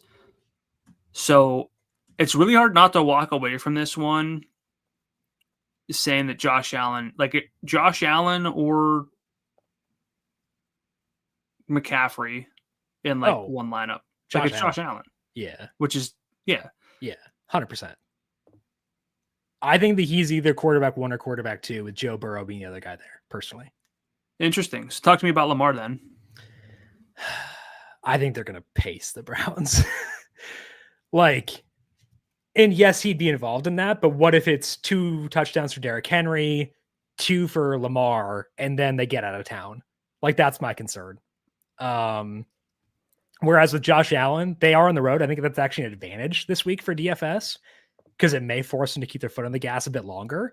I've got that spread being tighter than I have with the Ravens. I've got that total being, I think, a bit higher. Don't actually recall. And I actually have, because Josh Allen does the tush push and Lamar does not, that matters a lot for me too. So those are the key things that push me over the top with Allen and put me lower on Lamar relative to Allen. Do you think that, what are the odds? I don't know how to phrase this, but there's always a chance of something like this, but because they're both off of a pretty emotional game. Yeah. Playing divisional opponents, at least Baltimore's at home and they have the motivation of not going to 0-2. What are the odds that Buffalo just doesn't have it this week? Do you think there's what's the risk level of they lost 20-13? Not super high, I don't think. Just because it is a divisional game. It's a rivalry game. Let me ask this too. Where are you with Buffalo's defense? Do you think the Jets can do what they want? I think so. Well, not what they want, but I think they'll score points. And you mentioned we talked about their pace being better. It was their pace was league average. They still want to run the ball. Yeah. I think there's just a path to both of these quarterbacks being in games that aren't the best. Sure. which is enough to make me want to pump the brakes a little bit, but I'd still put Josh Allen QB1 for sure. Above Burrow. Yeah, Burrow's he's gotta throw for 4+ touchdowns. Or he'll get 5. So 390 and 3 kind of thing. Yeah. I think that Josh Allen is a bigger priority for all formats than the higher salaried running backs, personally. Which is a question you asked earlier. Yeah. Scrolling down a bit further, we have Hurts at 83, Burrow 8,000. Where do you settle in on Hurts compared to Lamar, Allen, and Burrow? It's really tricky because I don't think Kyren Williams is the right comp, but Hurts is such a high floor guy in a way. Yeah. But the true ceiling itself it never feels quite the same, even if maybe it is. And their scoring expectation is lower this week than usual, which I think matters for him for tush push stuff. He's got plenty of 30-point games and good games, but you don't play a high salaried quarterback because you want to get 25. I want 41.75 from Josh Allen. And that's, I think sometimes the thing that gets lost potentially for anybody who listens, these guys just always prefer the high salaried quarterbacks. Well, those are the guys who can get you 40. Yeah. And if Jalen Hurts gets you 26 and I don't know, take your pick of scroll down a bit, I guess. I'm not scrolling down further than this. Okay. There we go. But if Dak Prescott gets 20.7 or 20.88, yeah, you're not missing out by not having Jalen Hurts in that situation. Right. I agree. So the potential is still there for the top two guys to erupt. And I think it sounds like I'm a little bit higher on Lamar than you might be. Yeah, I think due to the fact that I don't think they're going to be able to take their foot off the gas because they can't flirt with 1-2. Yeah. So okay. Hurts himself, I think you nailed it with a 0.75 versus a 0.25 for Mahomes in that game. Yeah. Which means that I will play some of them, but I'm not going to go out of my way to play Jalen Hurts. Yep. You said Burrow, if I'm not mistaken, was in the consideration set for you. Yeah. For QB1. Yep, he is, because I just like that game so much. Easy stack candidates, relatively lower salary, and for a non-running quarterback, you need 304, 300 yards, 4 touchdowns. He's done that a bunch in his life, so yeah. I have no concerns there. Let's go below Burrow. We have Mahomes 78, Murray 77. Justin Fields 76. We both said no Goff, correct? I don't think I said it, but I'm not going to do it. Okay, so where are you on these mid 7,000 range guys? Mid to upper. There you go. Well, how about that? Okay. Mid to upper. I laughed for 2 reasons. One, you would have yelled at me if I said this was the mid range, but I was looking at Kyler Murray when you said mid, and I'm not I'm not of that age. I'm a little bit too old for that, but it was funny. I was just staring right at his face. Pretty funny. So Mahomes, we already talked about him. I think it stacks if you want to. Kyler, though, at home is interesting. Ran 7 times for 38 yards. They've actively said they want him to scramble more, which I would love. I would like that against the defense that I don't think is it exactly. Nope. He's got two ways to go in terms of stack candidates, which makes it simple to kind of get in and get out. He's a bring back in Ted McMillan, which helps. I don't know how I would rank him. Yeah. But this is the dude who every Sunday I build, let's just ballpark it and say 10 lineups. I have 8 built. And I'm like, well, let me throw in let me get 2 Kyler lineups. And it's you regret it every time. And it's why didn't I just build 2 more of the lineups on guys who I think are gonna pop off? It's FOMO for a guy. It's FOMO for a guy who doesn't make me regret it. Yeah. But the only regret is in the other direction. So I don't know where I'd rank him. What about him versus Fields at 76? Are you going to use Fields at all or no? I'm kind of a Justin Fields in fantasy guy. Yeah. And he seems pretty confident in the post-game stuff. But this is the thing that we always talk about is it's one thing to be a rushing quarterback in fantasy. It's another to be only a rushing quarterback. Yes. Like Josh Allen is a dual threat guy. Uh-huh. Lamar's dual threat. Jalen Hurts is more of a rushing quarterback. He's like, which is why we question his ceiling. Yeah. Yeah. Justin Fields is in that category. Yeah. I don't want to be like, take out his 2 rushing touchdowns. What did he get you? But like, he's not throwing for 300 yards and 3 touchdowns. Nope. And rushing, 10 times for like I don't want to say it's one or the other, but for most guys, it's one or the other. And he's just the one to me. So I don't know if he can really make me regret it too much, especially I would say the salary's up to the point that you really have those questions. And you talked about like, I played Fields over Mahomes. Yeah. I don't think it's like egregious to consider that, but I don't know, like Fields or Burrow for $400. It's probably the same thing you did with Kyler, where you're like, okay, I've got 10 lineups, I got 2 more. Why didn't I just have 2 more Burrow instead? Yeah. So I think that's fair. Yeah. Yeah. So, but things do fall off a bit beyond that. It's pretty bad. Anyone else you want to highlight below Fields? Do you have any thoughts on Dak, who I thought looked better than the numbers suggested? He had some crucial drops, not his faults. Need to bounce back, playing the Giants. 8.8% drop rate, 10.2 yard ADOT. Like, Jaden Daniels also plagued by drops against the Giants. He was at a 0.08 EPA per drop back. So if you're looking for someone under 7,500, A, are you even considering that this week? And B, who's on that list? I'm considering it with just Dak. Just Dak? Okay. Yeah. And it would be a situation where it's like, I've lost some interest in Kyler. Couldn't talk myself into Fields. I'm looking for like another quarterback, and maybe I do want to save a bit. Dak would be the first guy I'd turn to. I agree. He looked good on Thursday.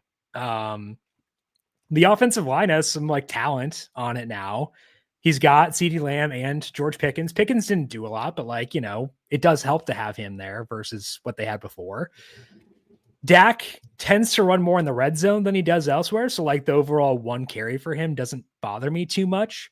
So I don't know how likely I am to use Dak this week. I would say I'm probably hovering in like the 15 to 25% odds I use him, but it's not 0. And he's probably the lowest salary guy I would consider this week. It's interesting that we're just out on Trevor Lawrence, but I gave him another shot. It's about upside. I think that his floor's fine. I just don't know what his ceiling is. With that in mind, though, how about a guy who's got some stack candidates playing against the team who may be just done already? Oh, this is not where I thought you were going. Who do you think I was going to talk about? Caleb Williams. Oh, he had 2 rushing almost 2 rushing touchdowns. I'm like, No. Okay. Drake May. Yeah, I get it. Oh, yep. He's got some affordable stacking candidates against the team. Like, this is probably the type of name that we don't get into enough, where it's like, oh yeah, after 3 quarters, he's got 220 some yards, 2 touchdowns, ran a little bit. He was the guy, if you just took some salary, bumped it down, got a decent game. You're betting in this situation, you're betting against that 40-point game from Josh Allen and Lamar Jackson. And Drake May got you 23.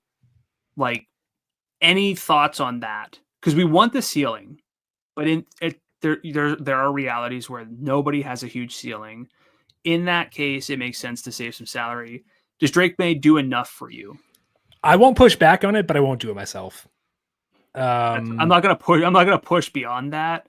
Yeah, but I think if there's one name below 7, it's just Drake May. I still think his supporting cast stinks, and that's my biggest issue with him. Is like, well, Kayshon Boutte was a first-round talent, he said. So it's true. I do like Kayshon Boutte. They're the stats where like he's 4th in yards or something. I'll probably use Kayshon Boutte if I want to bet against the Dolphins. So, but like, there's Hunter Henry Oh yeah, I could use Hunter Henry too. Yeah. So actually, fair. I'm just saying, fair.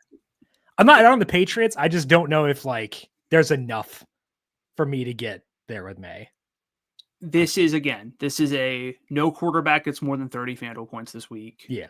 And I think Drake May performs on his high end. He gets you 22, 23. And with that salary, you have a different lineup than what you thought you could get. I do think a 3-leg parlay of Josh Allen, Lamar Jackson, Joe Burrow all scoring less than 30 FanDuel points would get you pretty decent odds. It's not zero. It's not 10-1, but I think one of those guys will do enough where I'm not going down. There are enough eruption quarterbacks in the slate where I'm okay passing. Yeah. Who are your loves at quarterback for week 2? Josh Allen. Yep. I'm going to go Burrow, even if it sounded like I was a little bit low on him. That might be it. I think they're my only loves. It's a strong like for Lamar, mostly out of FOMO.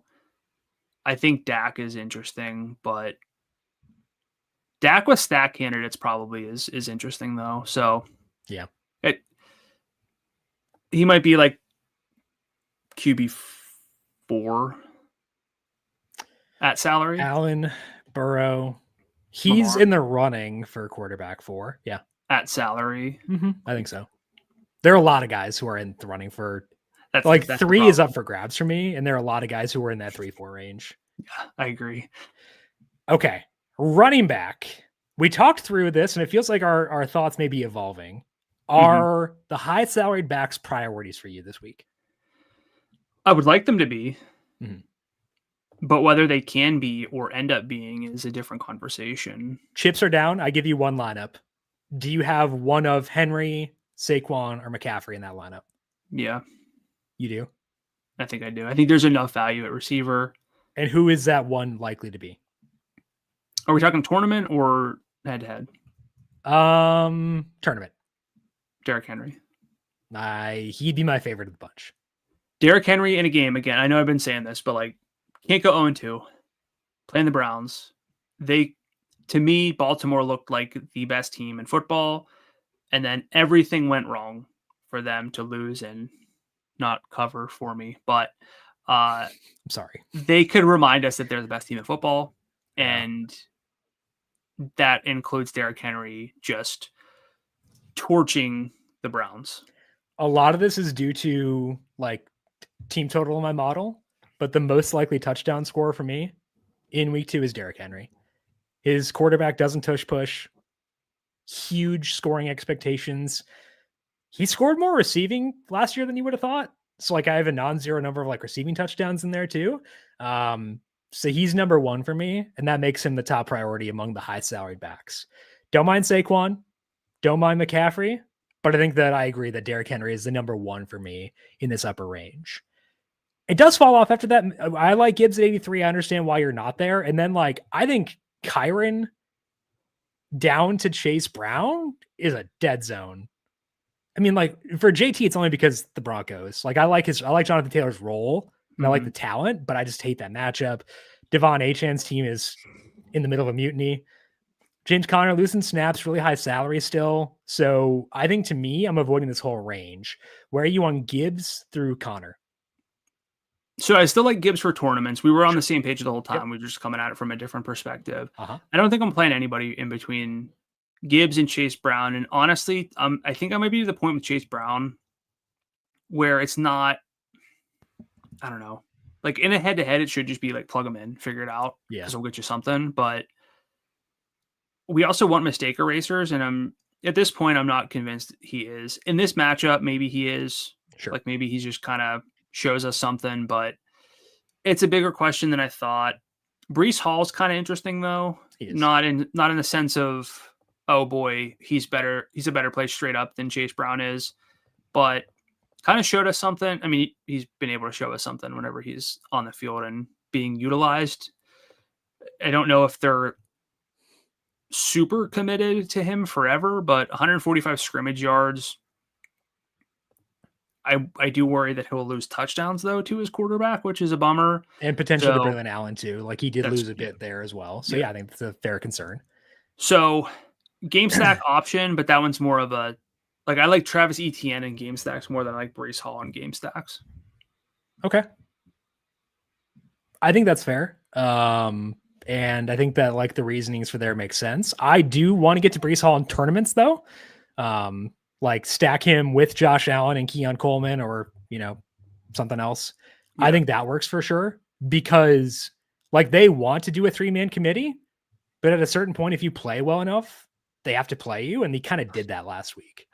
So I think that matters for him. So I like Chase Brown and Breece Hall. I don't think either would be a love for me, but like I do want to use both those guys. Alvin Kamara 7,000. James Cook had a hamstring injury popped up on Wednesday on the injury report. Don't know if that's a thing. I'm assuming not, but I don't know. And then ETN 67. How do you feel about these three guys? I might be done with Kamara, even though I've tried time and time again. I don't know if this offense is going to score a lot. Yeah. I just didn't see it. His yardage upside isn't. I have to figure out like what it actually has been, but it doesn't feel like it's been enough. I like him in good matchups, and like the Niners defense is very young, but because this game environment is kind of torpedoed with no Purdy, that draws me away from Kamara personally. Because his scoring expectations skyrockets when there's no Taysom Hill. And that really does help, but it's not enough for me to like clamor for him at 7,000. He still had some good yardage since the start of last year, but yeah, it was mostly in games Derek Carr played. Yeah. So probably not getting there, not getting to James Cook, despite the fact I like that game and like the Bills offense. ETN though, 67, still in the same spot there where we really prefer not to go there in cash games, but okay with it for tournaments. And he might actually, the more I think about running back, just because like he's kind of in this like this dead zone at running back, he might wind up being outside of game stacks for me too, personally. Is that the right call though? Probably not. It's just one of those, plugged him in because he fit. Yeah. Do you like him or do you like the salary? I like the salary.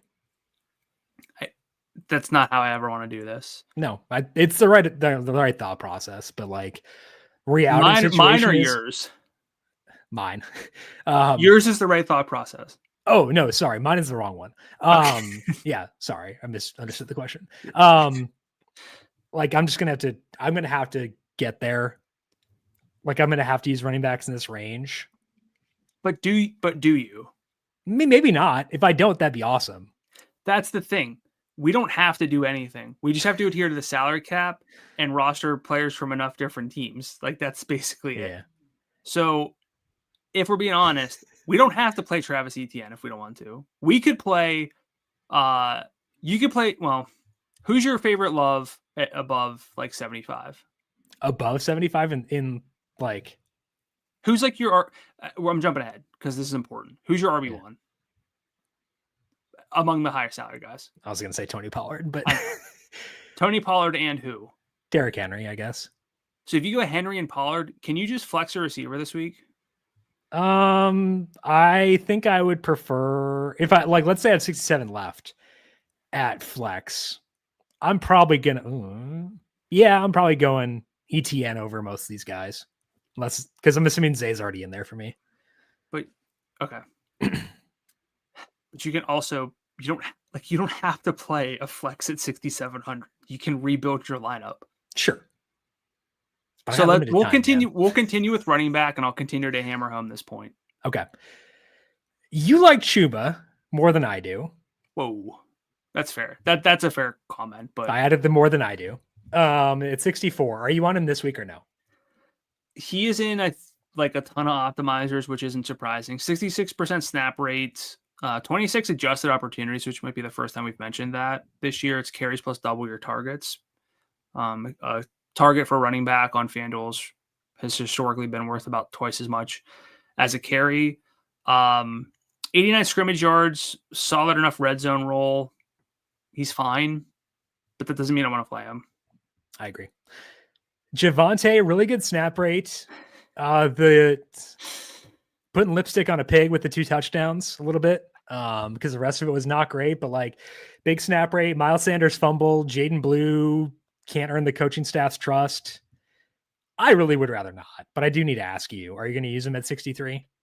This feels like a Kyron situation as well of 15 to 18 carries, 87 total yards, and the potential for 2 touchdowns. If he doesn't get you the 2 touchdowns, you didn't want to play him. If he does, you're like, I'm a genius for playing this guy. So, and his 2 touchdown odds will not be that high. Like that's just kind of how it works. So I agree. DeAndre Swift stinks. No. Double dip of revenge though. Oh, good point. Against his former team, coach's former team. Yeah, I don't care. Kenneth Walker, a 1B now. Pass. Montgomery, pass. Tony Pollard, 59. Is he good enough to be a love for you? He is, because you're going to ask me who my loves are, and I might just throw it back to you because I don't know. He might be my only true love of like, I would just play this guy. Don't necessarily love the matchup overall, but 89% snap rate. Very good. Yep. Like, there's potential here. Oh my gosh, you can't just look at the total FanDuel points or anything, but this is within his range of outcomes. Is this team just doesn't move the ball enough. Yeah. He plays 90% of snaps, but get you 11 points. Yep. Running back is not as good as I thought it was. No, not really. Digging in. And that's why I think a receiver flex is viable, but we'll keep going. I agree. I think that's a fair point. Okay. Jalen Warren got outsnapped by Kenneth Gainwell. That's weird. J.K. Dobbins is a good football player, but it's going to split some time with R.J. Harvey. That's not super fun. Tyrone Tracy, I do like at 57. I think after that, I'm done. So to me, it's Pollard and Tracy among the value backs. Even Tracy, I don't feel as steady about as Pollard because the offense is not good and Cam Scadaboo's role could increase as the year goes along. So I like Tracy, but I can't love him, whereas I do love Pollard. Yeah, Pollard's minus 145 to score on FanDuel Sportsbook, which is like a top 7 number on the board. I'm at even money to score, which is pretty good for his salary. Yeah. Are the Giants going to score? You asked me that about the Titans last week, and they did not score a touchdown. So I have to assume now the Giants won't. It's just like record. It's when you have to come out and say, no, we're sticking with Russ, or it was like, I think the headline I read was like Jackson Dart confirmed still the QB2. It's like, yeah, they said Russ will start first. And then I don't know why they had to confirm that Dart will still be the QB2. That was kind of weird, but yeah. But that's not what you want after week 1. No, so it's not. It's tough. And yeah, beyond this, nothing. Even if you just look at pure snap rates and stuff down here, there's not a lot. Like Ramondre Stevenson did have a 66% snap rate. I'm not going to play him. Mm-hmm. Kenneth Gainwell, even with over half the snaps at 4,800, not going to be enough in terms of pure upside. Yeah. So I'm gonna throw it to you. Who are your loves at running back this week? Derrick Henry, Tony Pollard. And then it's probably either ETN or Chase Brown. Oh, this is ugly, man. Like, so maybe it is a receiver in the flex week. I don't know. I think like this is a situation where Tony Pollard's team might not score, and he's a running back love. That's brutal. But I think process wise, it makes sense. Derrick Henry, as much as I think Baltimore can just like needs to put the foot down, Derrick Henry could finish with a 52% snap rate, and they don't like run him into the ground. He had a big workload last week. There aren't many running backs they feel great about. I think, like, again, Henry's my guy in GPPs still, but I think McCaffrey might be my running back love. Okay. Just for getting 40 plus adjusted opportunities. Okay. And I do like Gibbs for tournaments too. I forgot to mention him, but I like him for tournaments, not for cash games. Receiver. We haven't talked a lot about CeeDee Lamb yet. Jamar Chase or CeeDee Lamb? Honestly, I think it's close. I think that like it's close because CeeDee Lamb is actually a good play too. We've talked a lot about Chase, but Lamb's a good play as well. Like CeeDee Lamb did it. Jamar Chase, we know he can do it. So it's not like he has to prove he can still be a viable football player. But like he had 7 catches for 110 while dropping 4 long balls. Like, how do you do that? Now he's going indoors to face a Giants secondary that I'm not afraid of. Yeah. So his workload was pretty phenomenal. 39% target share, 54% of the downfield targets. So targets traveling at least 10 yards downfield. And he was targeted on 43% of his routes. An elite cutoff is about 30%. Average is around 20%. Jim's doing the kind of thing that I'm kind of warming up to, is like, maybe I can jam in both, and it's not that hard. I'm using 0 players I dislike in this lineup. Yeah. And it works. You can jam in Jamar Chase and CeeDee Lamb. I might do that. That's pretty freaking fun. Who's your flex in this? I got 74 left. Okay. So I could go down to ETN and kind of I could go up from Coleman at receiver. I could go up from Laporta at tight end. Like, I've got some options to go up at. It would depend on like the game and stuff like that. But like, I can get to Jamar Chase and CeeDee Lamb and not hate my life. So I think that, like, we talk about one dart. That might be my one dart move, is going both. Yeah. Actually, it's kind of fun. I'd go to even to Burrow. Like, I went down to Dak to like see max salary savings, but like, I could go to Burrow and put ETN for the game stack in. There you go. Man, oops. ETN is not a quarterback. Nope. So that's fun, right? It is fun. I know this specifically has a running back in the flex, but yeah, as we talk about this and feeling a little bit more excited about the receivers in a potential bounce back, just passing regression week, I think is interesting. But I think CeeDee Lamb is nearly as good a play as Jamar Chase is. CeeDee Lamb or Christian McCaffrey then? McCaffrey. Okay, fair enough. Don't really want to get to Puka. Don't feel amazing about Amon-Ra St. Brown. I like Malik Neighbors for bringbacks. And then we have BTJ at 76. Where are you on these 4 guys? Yeah, I was actually going to mention Neighbors in that lineup you were building, because it had initially Dak and it had CeeDee Lamb, but 38% target share, 74% air yard share, just a dominant role for Malik Neighbors. Love that. BTJ, just a bounce back candidate, 46% downfield target share for him. Got to make some of these catchable, but we know how good he is. Mm-hmm. If you throw him the ball, he can do things with it. So I'm struggling here. I like the game more for Brian Thomas Jr. compared to Neighbors, but it's kind of close. Is it close for you at all? Not close, but I do like Neighbors' role a lot. And he's indoors. Like, Neighbors is kind of in that conversation of one of the most likely, like, if you build a market for 35% target share, like, will he or won't he? Like, Neighbors is going to be one of the favorites every week to do that. Yeah. Just, he does it all the time. I like Thomas more, but like, I want to make sure I get some Neighbors too. Mm-hmm.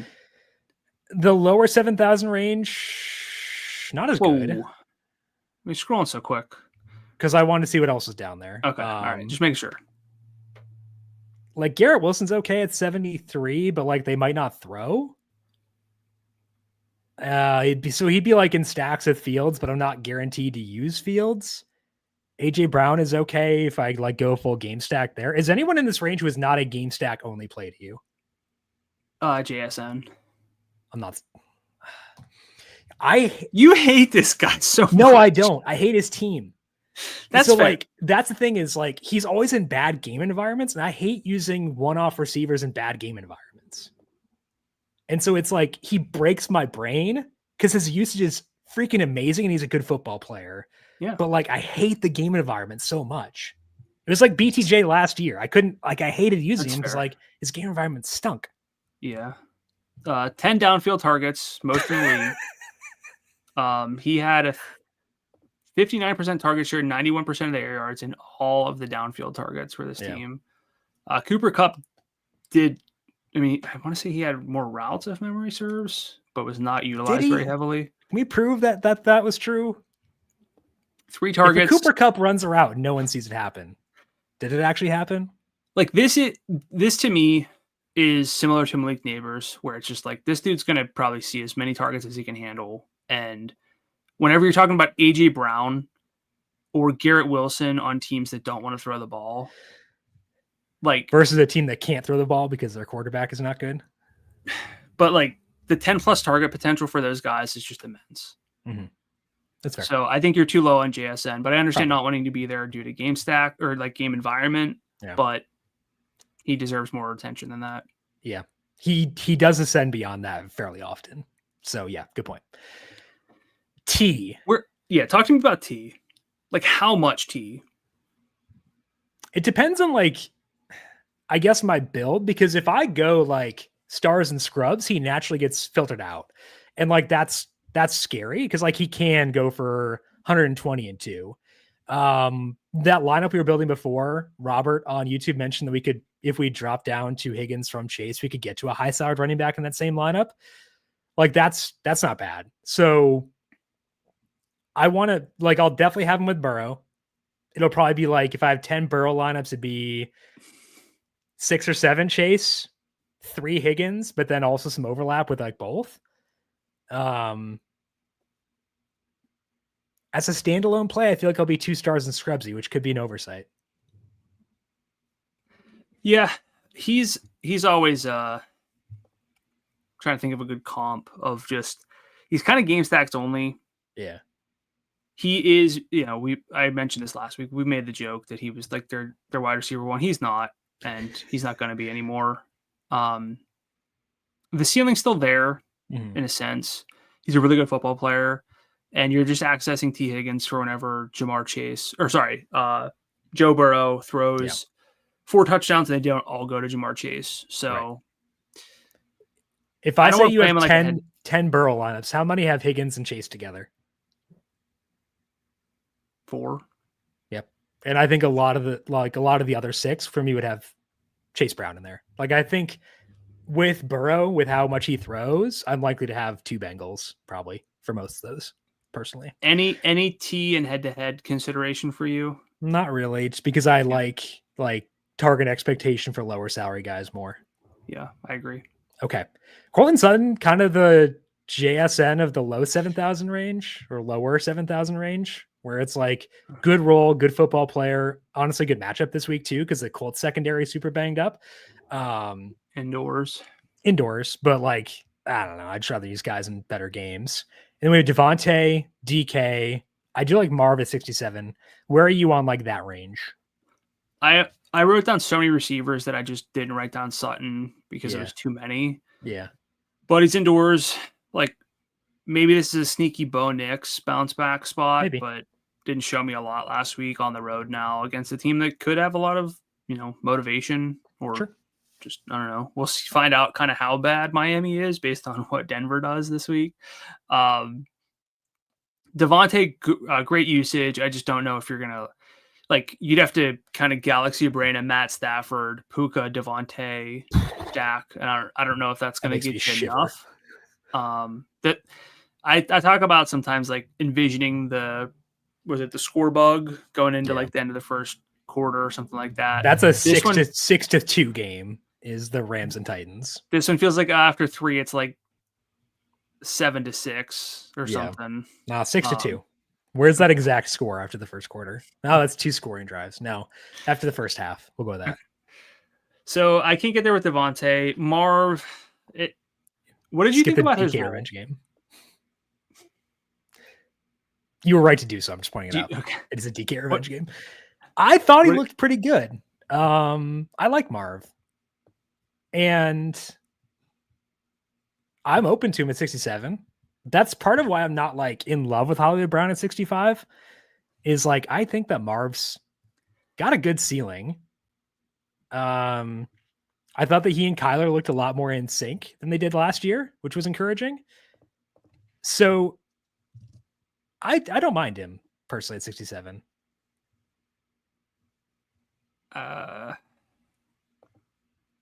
I still question the target volume expectations or ceiling for him.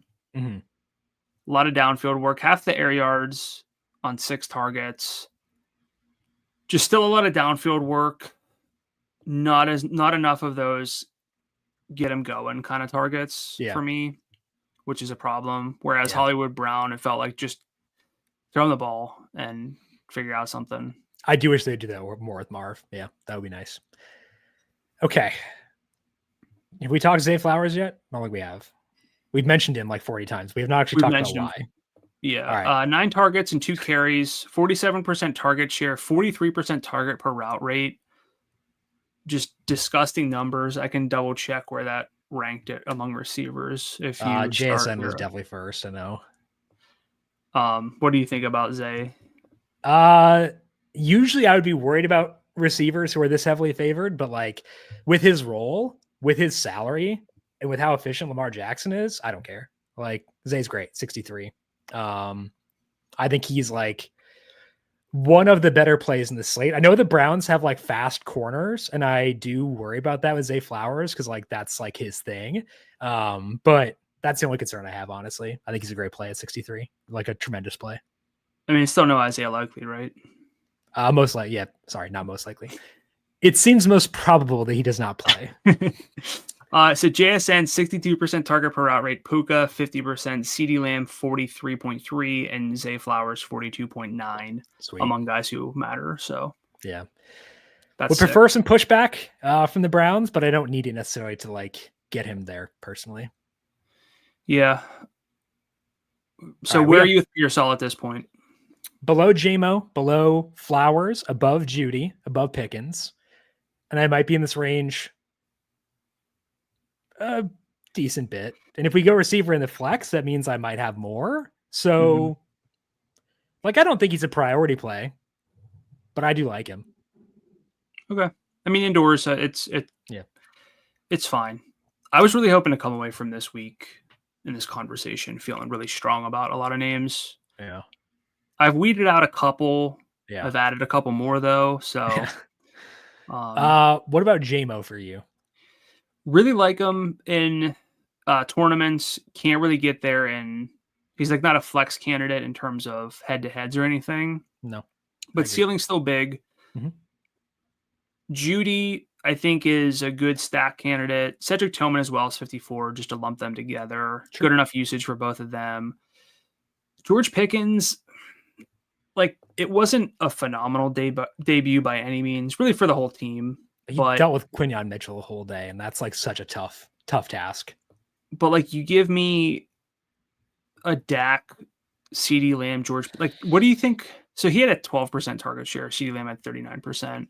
So even combining them, that's 51.5%. Like these two guys could get a 60% or 55% target share. And they can both get downfield targets. They could both score touchdowns in creative ways. Yeah. I think Dak double stacks are going to be potentially fun throughout the season. Yeah. I don't know if this is the week to force it, but could buy in early. So I don't mind that. You liked Olave.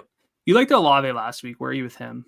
He got hurt like 16 times, and I'm afraid that Spencer Rattler's going to get him killed. So where are you with a guy you notoriously didn't love a ton last year, Khalil Shakir, who got more downfield work last week? I'm sorry, who?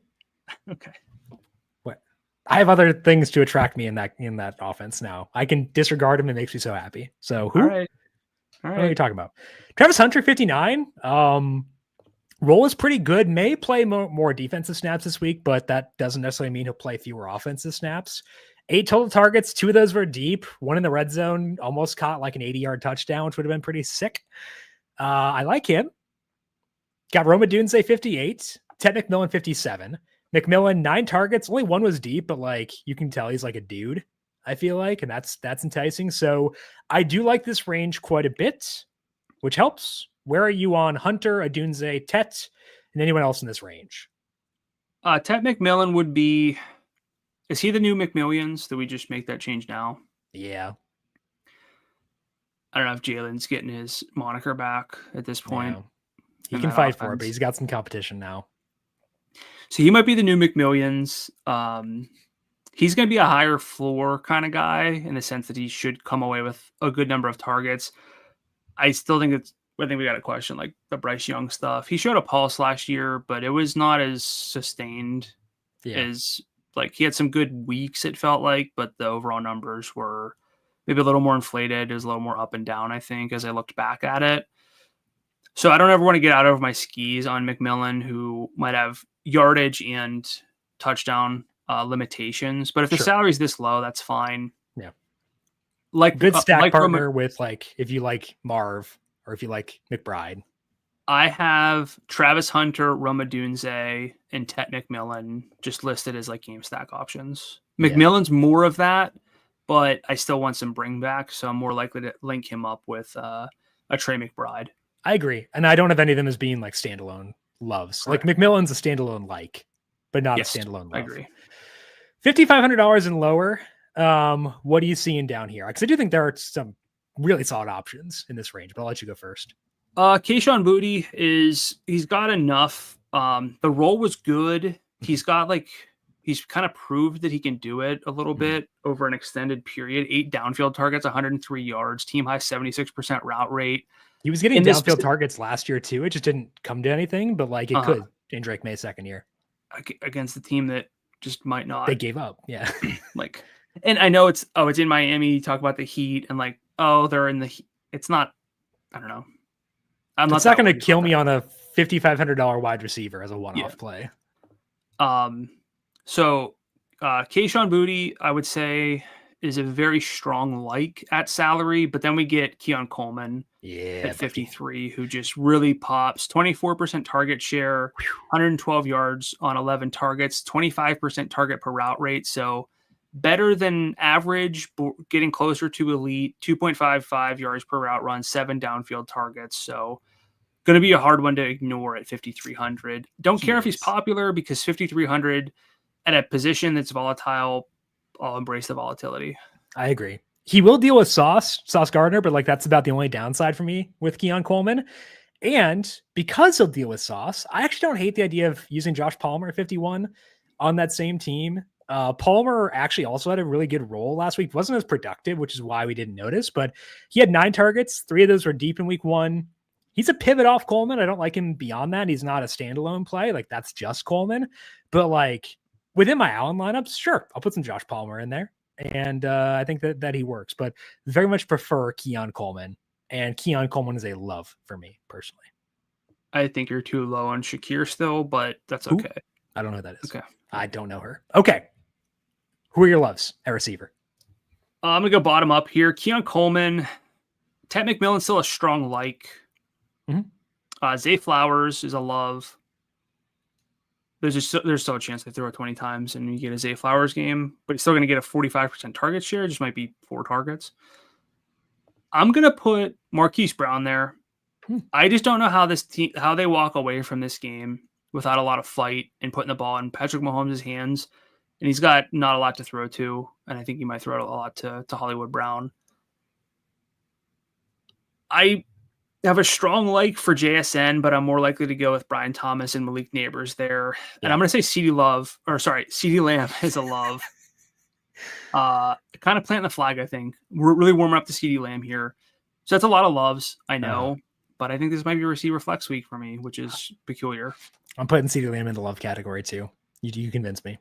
He's a good play. Jamar Chase is also a love, but I think I can get to both, so I don't feel guilty in doing that. Yeah. But Jamar Chase, CeeDee Lamb, Zay Flowers, Keon Coleman are my loves. And I feel good about Brian Thomas Jr. as a firm as well.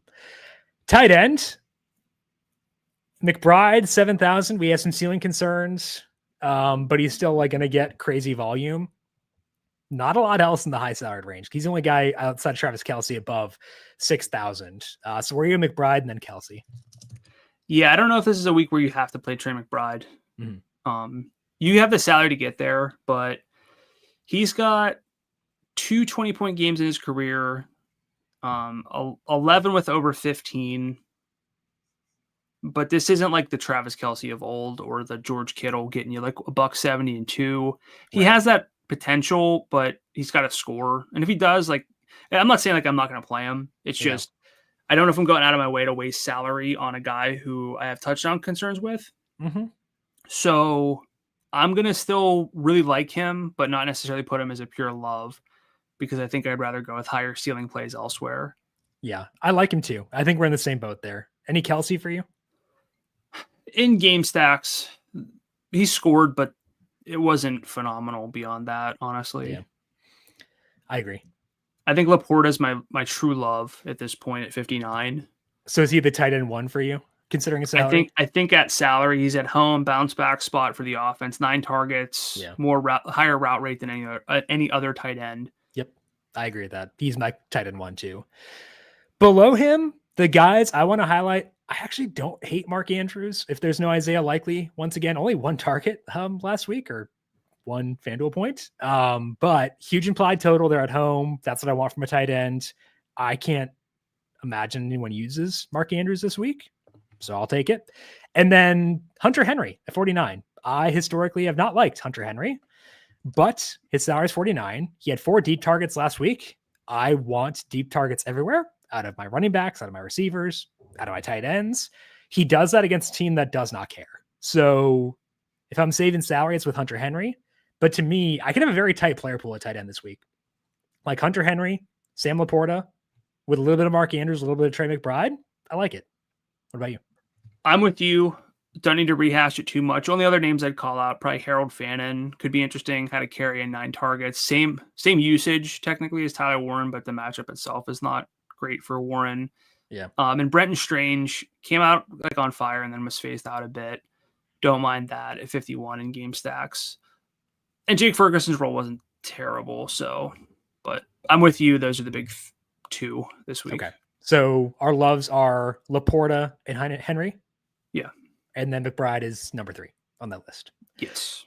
Defense, we actually can scroll to the bottom and feel good about things this week because Mac Jones is starting for the 49ers. I will use the Saints at $3,000. I will use the Tennessee Titans at 32, given the Rams' offensive line injuries. That might feel gross to you because it probably is, but whatever. I am what I am. Cowboys 34 at home against Russ. That's pretty fun, despite the fact the Cowboys' defense is bad. And then I can highlight the Lions at 38. Their defense is healthy. Didn't play great in week 1, but like they're at home, pretty big favorites. We like that. And then the Cardinals at 39. I think with that list, I don't need to spend above 39 at defense this week. Where are you with defense? Okay, that was my list. I also jotted down the Seahawks at 33. Okay. Oh, I think I had them as well.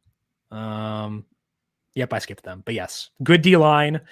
Facing Aaron Rodgers, who did take some sacks last week. So yeah, I think that we've got some good options at defense for sure. Yeah. All right. Easy one. Any final thoughts for you before we close up shop for the week 2 slate? Boy, more uncertainty than I was hoping for after going through everything.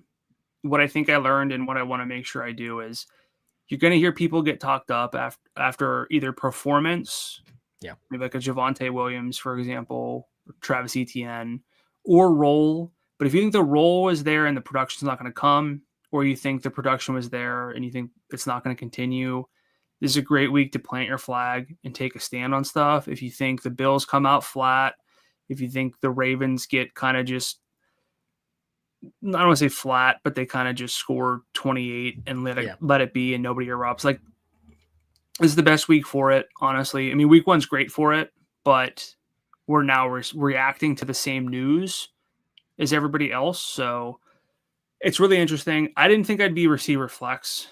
I'm not saying 100% of my lineups are receiver flex. I just expected to see more, but based on the running back workloads and the salaries and the game environments, I'm okay to kind of build things differently. And if I go receiver flex on FanDuel, it's pretty different already. So a lot of options, a lot of ways to go, but I don't want to play guys that I don't feel comfortable with. And receiver flex is a way to avoid that. So I think that you're making a good call there, and I want to make sure I do that at least a bit as well. That is all that we have here for today. For the week 2 DFS breakdown, make sure you subscribe to the FanDuel Research Podcast feed, wherever you get your podcasts, but also the FanDuel Football Betting YouTube page. Week 2 NFL betting preview is up. Week 2 player props tomorrow. Week 3 college football breakdown is up. FanDuel Football Betting. Appreciate those of you watching on YouTube as always, and appreciate those of you in the chat as always. Leave us a thumbs up if you like what you saw for today. Brandon, people got questions for you on social media. Where can they find you there? I'm on X at Gdula13, GDULA13, and on Blue Sky at Gdula. And I am on X and Blue Sky at JimSannes. You can find FanDuel Research on X at FanDuel Research. Big thank you to our YouTube producer, Justin Lane, for his work in the video side of things. Thank you, Justin, as always. And thank you to everyone for tuning in. Good luck to you with your plays in the Week 2 NFL DFS main slate, the best slate of the year. We'll talk to you once again next week to break down Week 3. This has been The Heat Check, a FanDuel Research podcast.